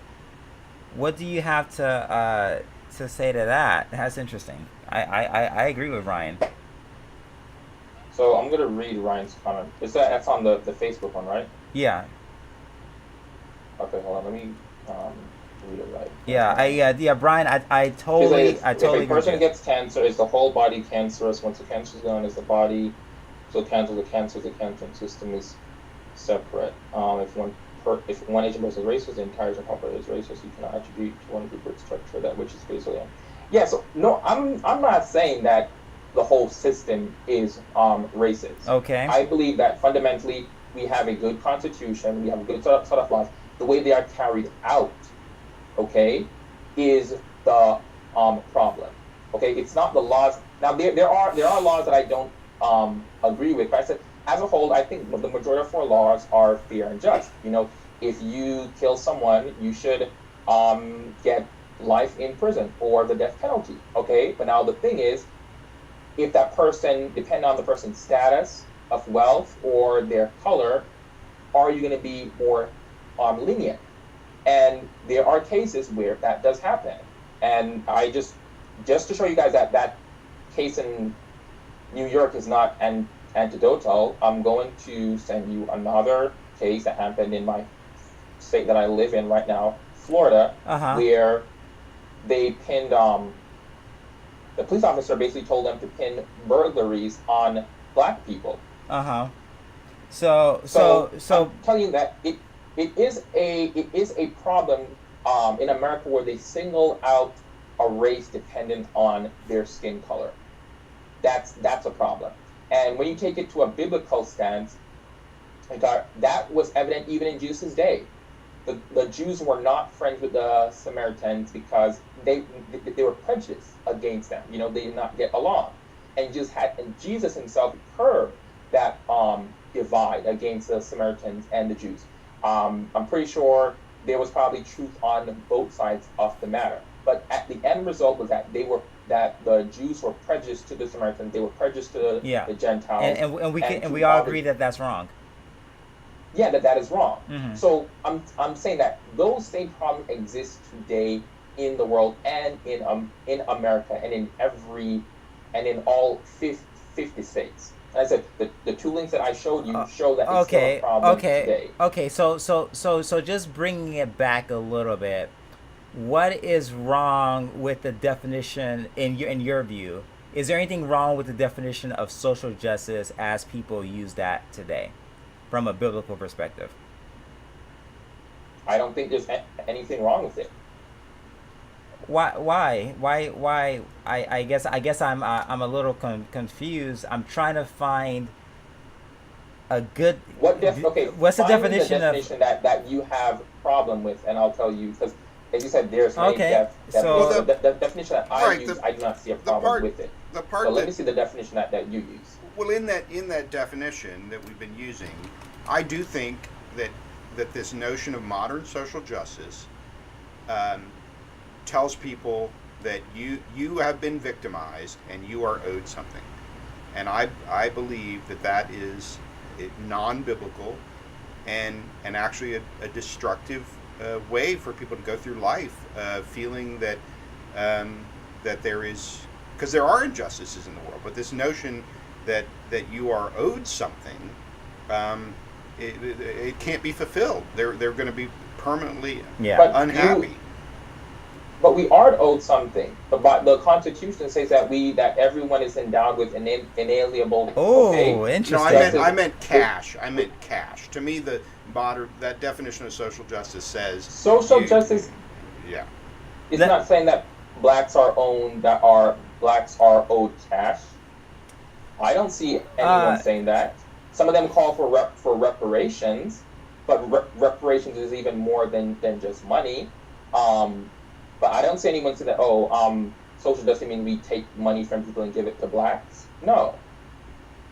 Okay, dude, look. Are we looking? So are we looking at the same definition? I'm on Wikipedia. I'm on Wikipedia too. It says social justice is the concept of a fair and just relations. I don't like this this picture real quick. I'm just sorry. I'm just gonna delete it. But it's the concept of a fair and just relations. There we go. Okay. I'm sorry. I'm a little anal sometimes. Social justice is the concept of fair and just relations between an individual and society as measured by the distribution of wealth, opportunities for personal activity, and social privileges. What's wrong with that? Is that biblical? Yes, that is. Everyone should have the equal opportunity to get wealth. So everybody is there any spot where on the basis of race where I'm gonna come and I'm gonna try to get some money and someone's gonna say, oh, I'm sorry, we can't get you this loan because you're black, I'm sorry, just too bad, go try to black bank down the street. Does that happen in today? There are cases in what do you call it there for education where people are denied opportunities. Cases where people apply for jobs and they're denied opportunity. Yes. Okay. So did the person say, "Hey, we can't give you this job, bro, because you black"? Did they say that? No one is going to say we're going to not give you this job because you're black. Okay, so how can we know? How can we separate the multivariable situation here of an individual applying for a job, and how can we say, oh, it was because of this one variable of race, right? Because you're saying that social justice is a concept that is about this distribution of wealth and opportunities, but yet let's see some examples of that. Yeah, and if there's no examples of that, if that was happening, I'm gonna try your strategy a little bit. If that is happening, how prevalent do you think that this is? I'm not going to go into the degree of prevalence because I've not gone into that research. If it happens once, but listen, if it happens once, that's far too many. So if an Asian person is racist, then the whole Asian people are racist. Because it happens once. I never said that. No, but the principle you're saying. I never said that. No, you didn't say it, but the principle that is there. You said. What principle did I say that gave that notion? If it happens once, then that's one too many. It's too many. Yeah. Okay, so if a black person, so if a white person, or any person, is racist, or if any police officer is racist, or if any doctor is racist, or a lone person is racist, or correctional facility person, or anyone, if any one person in any of those groups are racist, does it mean then that the entire group that is reflected upon it is racist? Spencer, I hope I do not have to complete repeating myself, or if I have to write down, I will. I tell you over and over again, okay. I'm not saying every white person is racist. I'm not saying every police officer is racist. I say that time and time again. So for you to come back to that comment and try and kind of that's what I'm saying. That either says that you do not understand when I'm speaking, or you're trying to purposely misconstrue what I'm trying to say. So once again, I'll say it clearly and slowly. Okay, please. Not every white person is racist. How about every Asian person? Not every police is racist. Okay? There are people in the police force that are racist. Okay? There are white people that are racist. The problem in America is that black people, okay, are targeted more than their white counterparts by the police. Okay? Those are facts. And as we saw, and that there are those two articles that I showed you, where the police officer said to arrest more black people in New York, and also in Florida, where the police officer said to pin crimes on black people, are clear evidences that there is that blacks and other minorities are being targeted. Okay, let me just repeat what you said, because I think it's very important. We all agree that not all white people are racist, that not all police officers are racist, that not all anybody of any particular group is racist or shows bias or any of that. We all agree with that, right? Yes. Okay. But then you went to say that based on what happened with that police officer in Florida, that one police officer in Florida and that one police officer in New York, who were both not arrested, but both punished or reprimanded or dealt with, right? that means that how do those two officers, how can they have any, how can we project from that to any impact on the group? That's what I guess that's what I don't understand. Right? Well, come on. You know that officers have contact with people on a daily basis. Yeah. Okay. 375 So, million first thing, people got contact with the police last year. 375 million right. of them. So Yeah. any smart person will tell you that the crimes that are in the news, okay, are only part of what you see. And we know that the police are not quickly to tell on their friends and buddies that, oh, I think he was doing something that is wrong. No. Police are very likely to cover for one another, and I have a friend who was on just a while ago. He had an uncle in the police force who corroborated with what I said and said, yes, that is true. Police are not likely to speak out if their commanding officer is doing something wrong. Okay, so that's just that. So a lot of what goes on in the police force is not going to be seen to the public. So even those are just two stories that we know of, I'm 100% sure there are many that we do not know of that are still going on right now. Okay, so that's just an assumption, is it? Yes, that's my assumption. But those two cases are factual. Yes, and so we've already agreed. So we already agree that there are sinful people everywhere. Everybody is sinful, right? So yes. Because I'm a programmer and I, do something, I'm not gonna mention what I might do, whatever, right? Does then if you draw one case from Los Angeles and then another case of someone doing it from Tokyo, then another case from Bangalore, does that mean that all programmers, or there's this thing amongst programmers in which we're going through and stealing people's money out of their bank account or something like that? How do you connect those dots there? Right? No, it doesn't mean that all are bad, but it definitely means that there's what percentage? System. So what it means that there's a system? Say that again? I said if people in the system are racist, okay, that means that there is systematic oppression against a group of people. Oh, dude. Well, let's be careful. Okay. With the. So we have to disagree respectfully. Yes, so I am.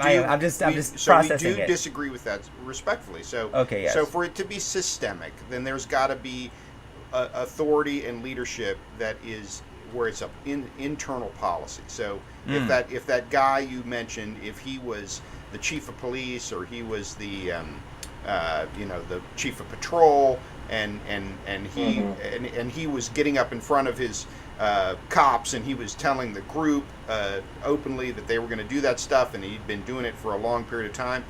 Yes, that would be systemic, because that stuff did happen. I mean, that's why they marched at Selma. That it was systemic. It was horrible. Yeah.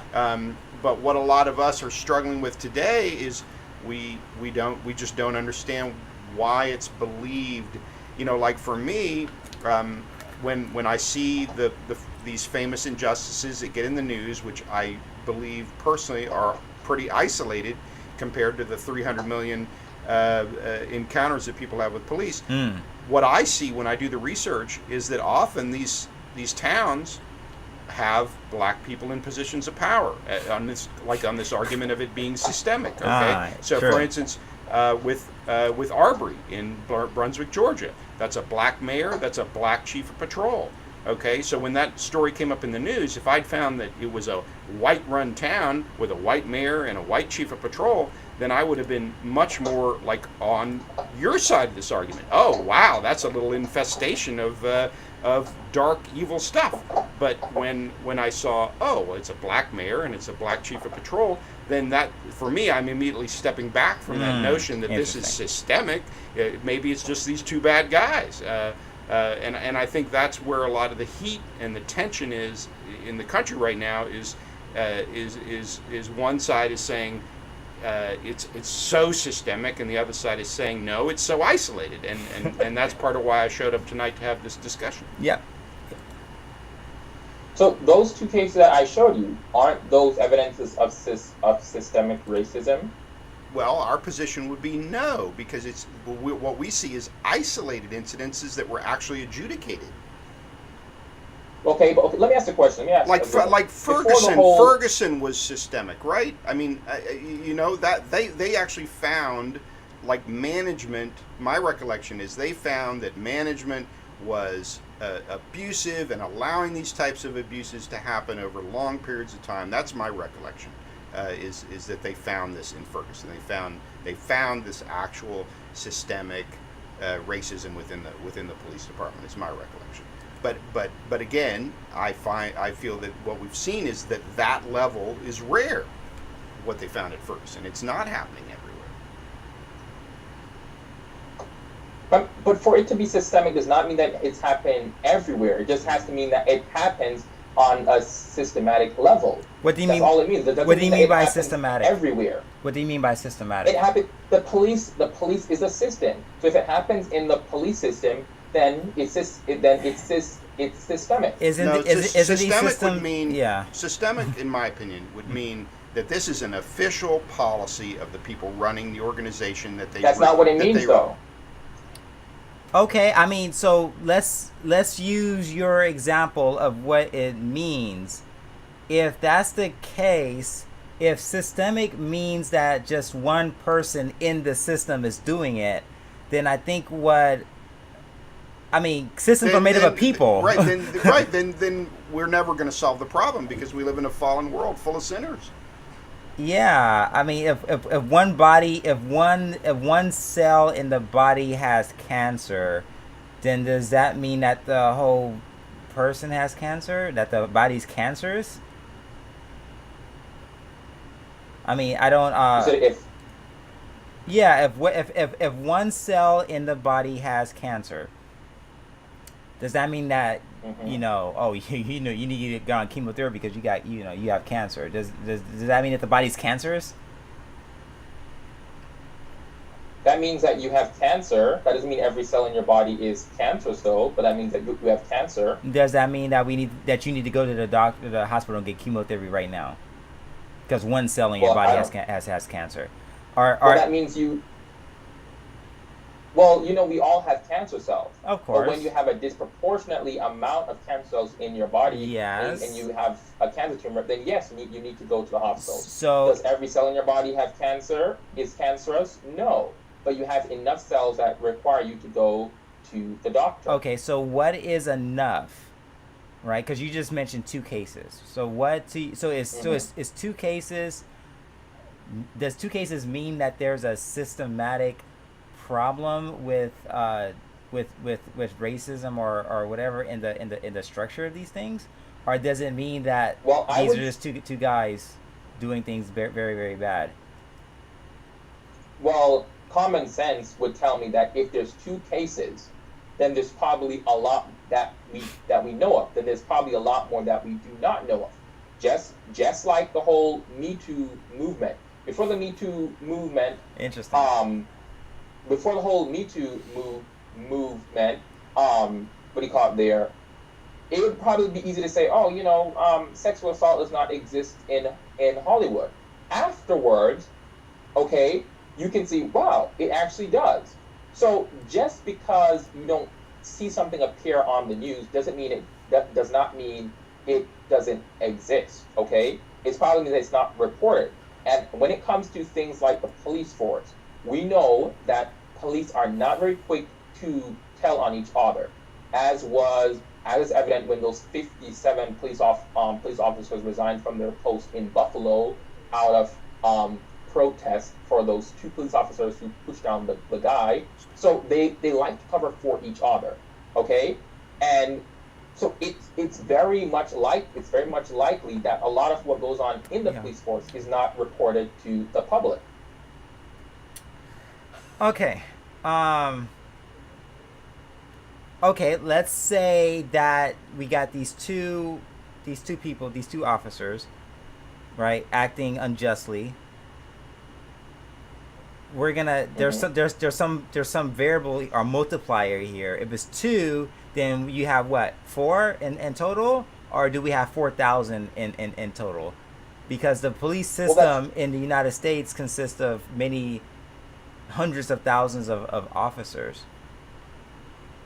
Right. So now what needs to happen is that they literally need to do an audit of every, I would like them to do an audit of every single police force in America and make sure that they're actually distributing justice appropriately. Okay. And not based on skin color. And so I you know, I think studies like that have been done, but what would you expect to see in those studies? What would you expect to find? Oh, I would expect to find that there's are too many cases or many cases where blacks were unjustly locked up for crimes that either they did not commit or punishment was given out that was too severe. Okay, and so you would expect that to find on what level? What would you expect it to find on what level? A lot? What levels are? A lot. I mean, so one is one a lot? Oh no, I would say probably in the thousands. In the thousands. Okay, why did you pick that number? Yeah, because police officers they come in contact with thousands of people. A police force comes in contact with thousands of people during their lifetime. Okay, so let's not use lifetime. Let's use year here, or some number. Out of the 379 million interactions with the police, what percentage of those do you expect to be, racist or whatever? Off the top of my head, I'd probably go from a racial standpoint, maybe 10-15%. Okay, so 15% of the police force, let's say, are racist, right? Do we then agree that that is a justice issue? Yeah. Okay, so what makes that a social justice issue? Because it affects society. Okay, and that is one of the major, I think, disconnects that we're having here about this discussion, because social justice, as defined by Wikipedia, is a fair and just relations between the individual and society, as measured by the distribution of wealth, opportunities for personal activity, and social privileges.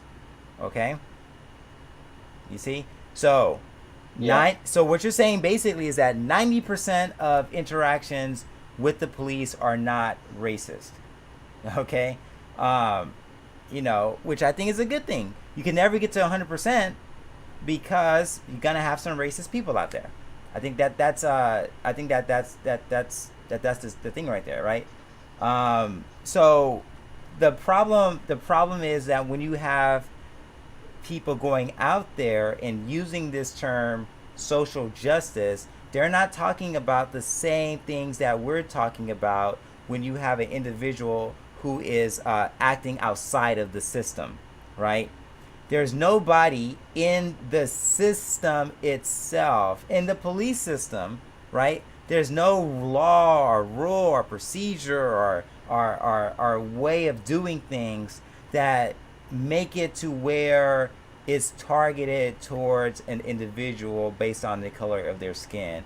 And what I think you need to do is to either show evidence of that or to admit that you're probably using the word systemic in a way that is differently from how Robert and I are using it. Well, it's not how we're using it, it's how it's defined. Because how you define is your opinion. How it's defined by the majority would give it a more of an objective definition. So we're going by what Wikipedia says. Okay, let's find a different definition. I agree. If we go to Google and we type in social justice. So I'm gonna send you guys another article. And we go to what definition? What dictionary? Can we use Oxford? That seems like a good one. Oxford is fine. Justice in terms of the distribution of wealth, which is the number one thing that people cite, opportunities and privileges in a society. So is distribution of wealth important? Yes. Is distribution of wealth, right? Is that a biblical? Does the Bible care about this? Yes. Okay, show how the Bible. What is the ideal biblical distribution of wealth? By the sweat of your brow you shall eat bread. Okay, so the question that I have is that are people who eat bread? That's the question. Okay, where is that example? Okay, I just sent you in what do you call it there, California. Black people in California are stopped far more often by police. Major study. Okay, let's go beyond the police, because I think we spend a lot of time there. Because the primary definition has to do with wealth and distribution of it. Spencer. Yeah. Spencer. When you look at the prison system in America, okay, prison system in America impacts wealth in a major way, because when you take away someone out of the community and put them in prison, okay, you're taking away someone that can provide for their family, someone that can provide for them for themselves, okay. So it correlates directly with wealth distribution. If you as a police officer, you arrest and put in prison more black people than white people, you are now changing the distribution of wealth, because when you're in jail, you cannot provide for your family. So when you take away, let's just say, black fathers out of family and put them in jail, now they cannot provide for their family, okay? And when that happens disproportionately, then guess what? The wealth on the white side rises up higher than the wealth on the black side. Okay. That's interesting. So when we look at this term social justice here, you're saying that because African Americans, because they're arrested more and they're being put in jail more, we don't care about the reasons why they're put in jail more? Is it, because we know that they commit Look at the article that I just sent you. They commit more of the crime. So does that have? Look at the article that I just sent you. Okay, which one? Is it this one? The one about the Los Angeles.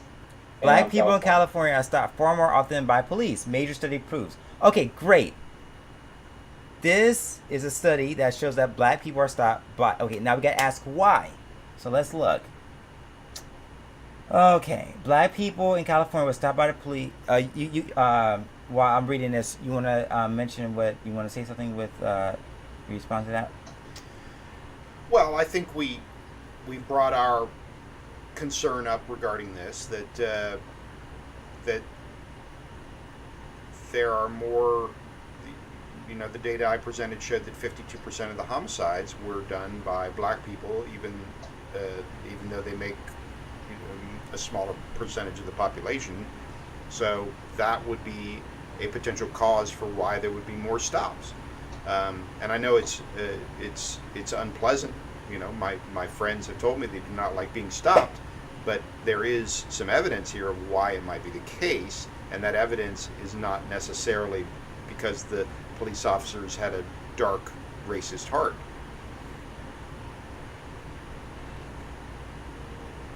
I mean, it's like, okay, just because I'm just trying to find, do they have questions that they're stopped more because of the color of their skin? You see many of these articles, and they don't go there. They just. But listen, but wait. It's pretty obvious when you stop. Obvious. Someone, okay. It's not even talking about arresting. It's talking about being stopped. Yeah, by exactly. the police.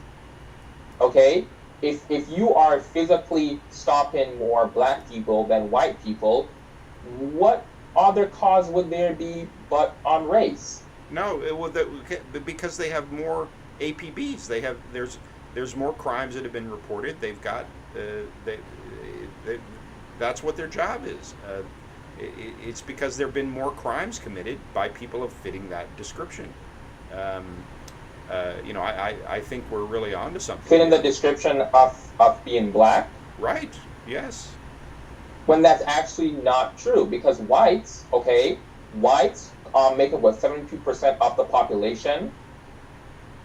So that's actually not true. But you're not taking into account who commits the crimes, though. That's what you're not, in my opinion. You're not taking. I am taking account to who commits the crime. Okay, I'm saying that there are more crimes committed by white people. I'm not talking about homicide. I'm talking about crimes in general. Okay. Oh, well, white dude, you can't do that, man. You can't do that because, of course, there's more white people in the United States than there are black people. The problem is that African Americans, black males are 6% of the population, but yet commit 41% or more of the violent crimes, of the murders. 56% of the murders. That is no. Is that not right? That's not what the statistic says. That's not what the statistic says. We just showed that. I have the statistic right up here. Okay. Look at this. And yes, the black offenders committed 52% of the homicides recorded in the data. So don't you think that because there's we're more...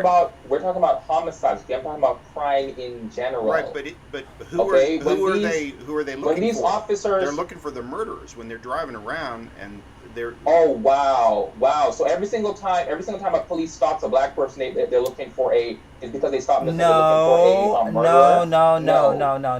that's not true. No, that's no. But the facts is this. In the black community, we have more violent crime. We commit more murders, right? That's just murders. Because we have more murders, don't you think there are other crimes that come along with it that aren't murders, but that are less than that? And if there are more crimes happening in a particular community, why shouldn't somebody send more or disproportionately more cops to areas where there is disproportionately more crime?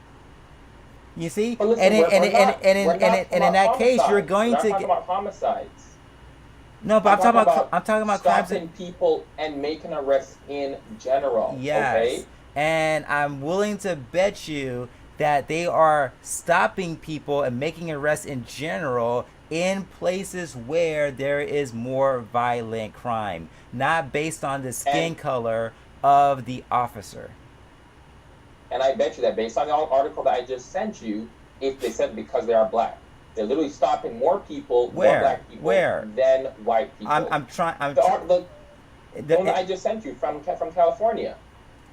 What line says because they are black? I need to see that. It literally says black people in California were stopped by police officers much more frequently than other racial groups. Yes, and they were more likely to use force against them. And where does it say that the controlling factor here is because they were black? What other controlling factors are there when stopping someone? Crime. You don't know. Crime. Listen. You don't know anything. Why people commit more crimes? Violent crime. Okay, we're not violent about homicide. We're talking about crimes in general. No, we're talking about violent crimes. Mm-hmm.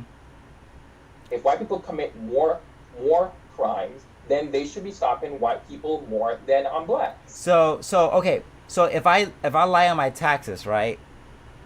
That's a crime. If I go into the supermarket without a mask on, oh, that's not a crime because that's an order. If I there's lots of things that I could do that aren't crimes. I could put an exhaust on my motorcycle that's illegal in California, and guess what? That's a crime. I could be lane splitting in a certain way. Guess what? That's a crime. I could be driving with no helmet on in California, and that is a crime, right? Those kinds of crimes are not, they're prosecutable, right? Trust me, I know, right? They are. But the problem is that they are not violent crimes, and nobody calls the police because Spencer's not wearing his helmet. But look at Okay, let me ask you a question. Look at this right here. Statistics says that when it comes to rape, total rape, 18,000. For whites, they commit 12,000 Yeah. rapes compared to blacks Mm-hmm. who commit 5,376. Okay, why are you Okay? just why are you just picking out rapes? How come we can't? No, because you are picking out homicides. Because that's what calls the Okay, police. Because so people I'm call saying- the police on a homicide. They don't necessarily call. You know, sometimes people Yes, go they do years call them without. on rape. Sometimes people They- go years without reporting rapes, man. They don't Yes, necessarily but call the those people police. do call. Obviously, they call them on rapes right here. So Yeah, but I'm saying interactions with the police brings out the cops, right? I mean, you got to do something right. Let me back up. Let's say white people do commit more rapes, right? yeah. Out of those rapes that they commit, how many of those rapists get the police called on them? Well, if it says that they commit more rapes, that means the police were called, because that's why it's in the statistic. No, man, that's another assumption you're making there. No, wait, Spencer. You just use some common sense. Okay. If it's in the statistic, that means it's documented. For it to be documented, that means the police had to be involved. Mm-hmm. So Mm-hmm. how would that means the police is involved in all of these situations? It was reported. So I'm really trying to follow your argument here. If somebody gets raped, do they immediately report the rape? I don't know. Do you think that matters? No, I mean that is for Does the it statistic, no. matter? Yeah, For the does it matter? statistic, no. Does it matter how the rape was reported? For the statistic, no. Yes, it does. Yes, it does. Because I think you could report a rape and not involve officers drawing their guns and 911 dispatch, right? Is it possible to report a rape by going to the police station and saying and opening up a thing and saying, "Hey, you know, I was raped." Is that possible or not? But listen, Spencer. This statistic right here is saying that it was filed that they were raped. Okay, for filed. For a crime to be Interesting. committed, Okay. For a crime. Yeah. For Post this, a link. I'm on Post the, a link so I FBI. can. Yeah. Post a link number one. I'll No, post it. I really want to understand why you're not buying our point that if 52% of if 52% of homicides and I mean the number for violent crimes is even higher. So it's like 60 or 70% of violent crimes are committed by black people. So I'm not understanding why you're not buying our point that actually makes sense. Why non-evil, why police officers who are not evil might actually stop more black people. I'm not understanding why you're not giving us any credence on that point. I want to understand it. Well, that's their job. They start the day and they're telling them this is who we're looking for. These are the recent crimes. When you're on your patrol, these are the people we're looking for. And so I've said several times, it must suck to be a black person and be pulled over more. It must suck. My friends tell me it sucks. But what we're talking about, is that the dark heart of man, or is there actually some logical reason why that might be the case? And we're putting forward our argument that there's actually some logical reason why it might be the case, and why it also might make everybody safer. That's the part of this discussion that really gets to me, is that if are you sure you really don't want the cops stopping those people? Because it makes the neighborhood safer, in my opinion. Let me ask you a question, okay? If you target one race, okay? But they're not. No, you're not buying my point. You're not buying my point. So you're not buying my point that they have a list of suspects they're looking for, and they didn't just pick black suspects. It's just a fact that more of the suspects they're looking for is black. That's the point I'm asking you to see if you just totally reject that notion. Okay. Do you have any police background? I do not. Okay, so I do not think that's how the police system works, where they give them a list of people that they have to search for every single day. Okay, I hear you there. I'm not sure. Yeah, so until you find evidence to support that, that's how they're given I'll have to reject that idea. Okay. But let's use this. I'm just going to propose a question, okay? Mm-hmm. Let's just say black people are targeted more. Okay, let's just accept that for the fact. Let's just say what? Let's say what? Let's just assume that black people are targeted more, right? Are targeted more, or they commit more of the crimes? No, let's just assume that okay. they're targeted more. Okay. What do you mean by targeted? That police go after them more than white, than Caucasian. That they have in their mind. Purely based on race. Purely based on race, that, right? Okay. Right. So, yeah. That if they see a white person walking down the street and a black person walking down the street, they are going to go after the black person more likely than the Caucasian. Okay, let's just assume that is true. Oh, we have data on that, but okay. Okay, so what I do know for sure is they can't pull you over unless they have some probable cause. No, they may. Robert, you know very well that police are very good at making up probable cause. Very good.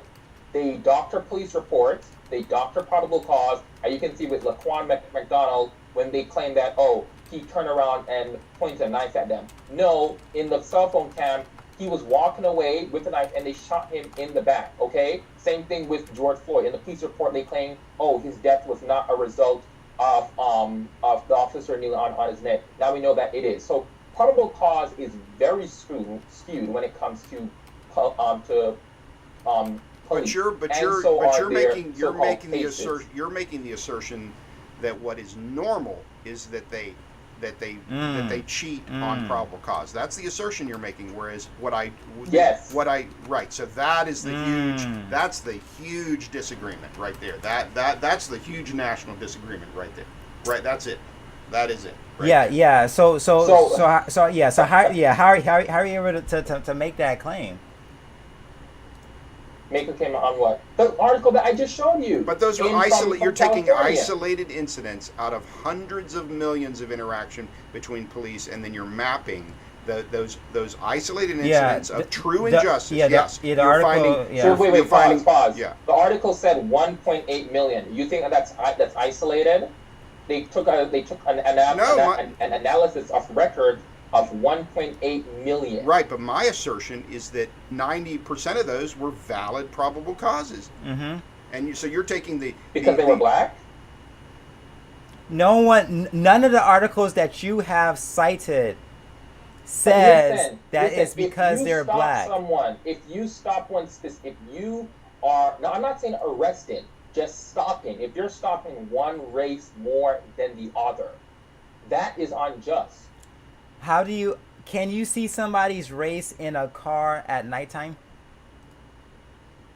Yes, you can. I can easily tell a white person versus a black person at night. It's very easy. In a car. White shows up. In a car, yes, you can. With ease. Oh, mercy. No, I've got to agree with him on that. The cops are this type of person that does his job. They're trained to be situationally aware. They've got. I think the heart of the matter here is this notion that this belief that the American policing system in 2020 is that corrupt that the majority of those stops. Right. That's just not. There is no data to back that up, and I think that. I'm not going to say the majority. I'm not going to say the majority, well, but as the case with George Floyd and all the other articles that I just posted to the group chat, it's evident that there are issues. Okay, and those are just the ones that we know. Yeah, of. but in California, that I posted over. They took an analysis of records of 1.8 million people. Yes. Okay. Yes, that's not anecdotal. That is large. But here's the thing, man. You haven't shown that it's because of skin color. I just told you, when you stop someone, the only thing you know is if they're white or black. That's they run the plates. They know tons of information about you before you get stopped. Not all the time do they run the plates before they stop you. You'll know it, and this is what I've heard. Mm-hmm. Many police follow a format where they run a plate. If they're at a light, they'll run a plate. But police aren't just running plates on every single car that they see on the road. No. That's just too time consuming. So When they stop you, then they run your plates. And so they're stopping people because they're black, not because they have some sort of reason to. Is that what you're trying to say? Well, Spencer. Yeah. Spencer, if you're a police officer, okay, and you see a car driving down the road, okay, what can you assume just by seeing a car driving down the road? Is the car driving down the road fast or slow? Doesn't matter. Doesn't that matter? Because if there's no race that drives faster than on the other, so it doesn't matter in this case. You didn't. The car is just driving down. Yeah. If a car is just driving down the road, I can't assume anything out of that. If the car is speeding down the road and we're having a race, then I could assume some stuff about that. And who has races? Who has races more in Los Angeles? Okay. But we're not talking about speeding. Okay, we're not talking about speeding. We're just talking about being stopped. Yeah. Okay. Being stopped. Yeah. All right. So also you realize that what you're saying is that, I mean, the large percentage of the police force that was studied here is non-white. So what you're saying is that that this thing of so many people being stopped with no probable cause and no basis solely because they're black, is that Hispanic officers are doing it and that black officers are doing it because. Of course. So I'm not here saying. Listen, I'm not here saying that white officers are bad and black officers are good. No, there are many black officers in the police force, unfortunately, who target their own race more than their counterparts. Do you have any data on that, man? Any data? Well, I've heard this before. I've heard this before. Where people say I've heard the accusation before, and this I find this really bizarre that we're now. Right, like I was with Errol Weber, and we were doing a Republican rally in Santa Monica. So I'm standing next to a black political candidate, and we had people calling us white supremacists. So that's where we get into this thing where, okay, so it's almost like it becomes so you're saying that these black people are racially profiling other black people. Really? I mean, really? That's what we... Yes, that is possible. That is possible, yeah. It does happen. Okay, is there any data to so you're saying that black officers are going around and they are saying that, oh, I'm gonna pull this guy over because he's black. What I'm saying is that the cases of police injustice, not all of them are white. Okay, that's all I'm saying. It's not only white police officers are doing police injustice. Is that really racism then? Yeah. Is that really even racism? Yeah, Brian says. It is. Brian says, if true, that's more of a sign of racial profiling than racism. Listen. As is evident in slavery, okay, you don't have to be white to to just say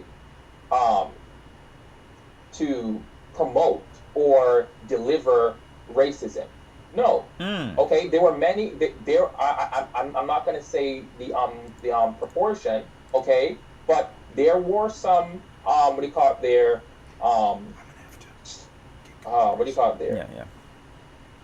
There were some blacks who were not for the abolishment of slavery. Yes, it was majority white. Okay. So yeah, I'm not saying that all instances of police injustice are by white police officers. No, in the George Floyd case, one of the police officers was of Asian descent. So it's pretty obvious that not all cases are from white police officers. Well, one was. But does that mean black, that it's not racially motivated? Yeah. So what we're gonna do is we're going to take a 5-minute break. We're gonna have I think a transition period here, because I think these ideas are pretty interesting, and we're gonna have to also say a little goodbye to my friend Robert here. And so before he leaves, I kind of want him to just give, just to, I guess, you gotta say something and go, because it's getting pretty late over here, and I'm pretty sure it's late where you are. But definitely want to continue this discussion, because I think it's it's kind of interesting to me. I really wanted to get to the idea of social justice, but I think we're sort of there. I think we're sort of there, but we gotta go a little bit. I'm fine for tabling this and doing a part 2 some other time. Because I really want Robert to be there. So. Okay, yeah. I think we're gonna have to do that. So what I'm gonna so we're just gonna go into closing statements. First.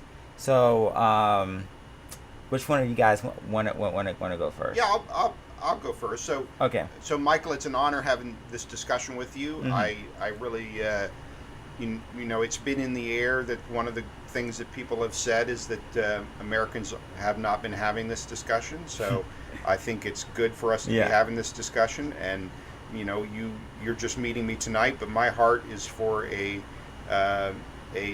national unity, national brotherhood. Mm-hmm. I want peace, and I want everyone working for everyone's well-being based on biblical principles, not based on political structures that I'm concerned about that are being promoted, and that's one of the reasons why I wanted to show up and do this tonight. But I would close with this, that in 2007, Barack Obama said that the Moses generation had successfully reduced 90% of American racism. That was in 2007. And at the time, the entire, all the intelligentsia of the, that Barack, his coalition, applauded that. And he said, the job for the next generation is to get rid of the remaining 10%. And he specifically said, and in that realize that you too could be the oppressor, and do not be the oppressor. So I'm actually not a fan of Barack Obama, but I think it's a remarkable statement that he made, that he told, speaking to his community, he said, we have eliminated 90% of the historic racism in this country, and as we eliminate the 10%, remember not to become the oppressor. And that's, to me, something I am concerned about, because right now, I've got to tell you that I feel like I'm hearing every day that I'm being called a racist, and I am being called a racist. And me too. And I'd like for us to find a way for that to stop happening. And it's been a pleasure speaking with you.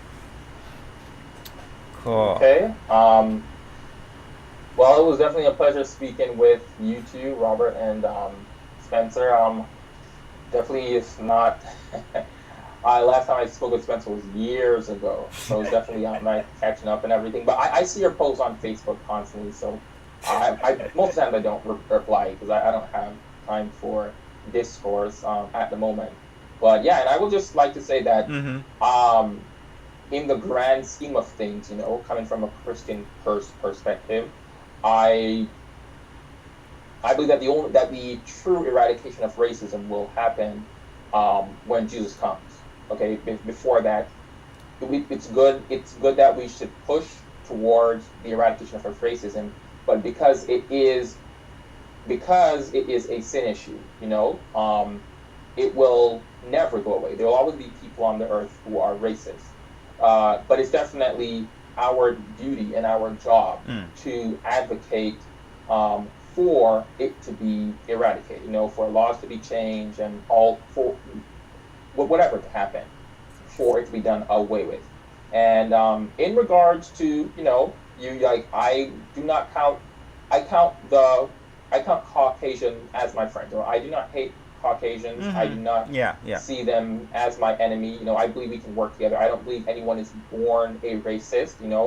I believe that it's the ideas that make us different. But we all believe the same. You have a heart, I have a heart, we have a mind, and I have a mind. There's nothing that makes me greater than you. There's nothing that makes you greater than me.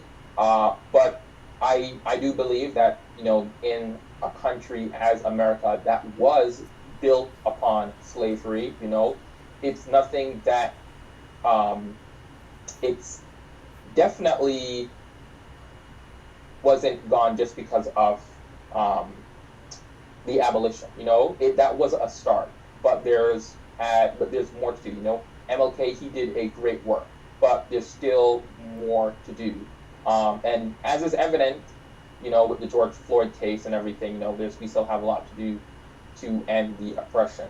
And I hope that one day, we all can come together and end this oppression on not just blacks, but other minority groups that exist and in the world. So. Okay, and I guess I'll close it off a bit. I think we're all Christians. We all have the Lord working in our lives, and as it regards to oppression, I don't feel oppressed. People tell me that I'm oppressed. People tell me that America is based on systematic oppression because of the color of my skin. Yet, we have so many people who are doing well in our society who are black, who don't, who aren't, who people look up to. And I think when it comes to the data about police brutality and oppression, we're always going to have racist people out there. They're red, yellow, black, and white. There's going to be racist people everywhere. But the idea of systemic racism is a core idea of social justice, which is for the equity distribution of wealth and of privileges and of opportunities. And if we can't even show that white people have more privileges in our society, then I think the idea of social justice just goes out the window.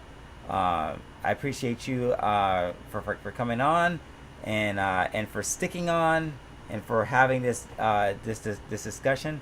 I think that everybody who's watching on it, watch this on YouTube and Twitch and Facebook, is going to have a lot of questions, and we will going to have a second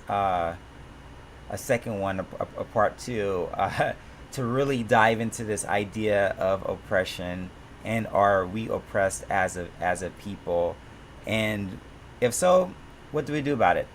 I think that the gospel is the thing that sets us free, and I hope all you guys that are listening out there could come to know the Savior that we love, Jesus Christ. Amen. So I'm Amen. going. Thank you both. Thank you guys. See you later.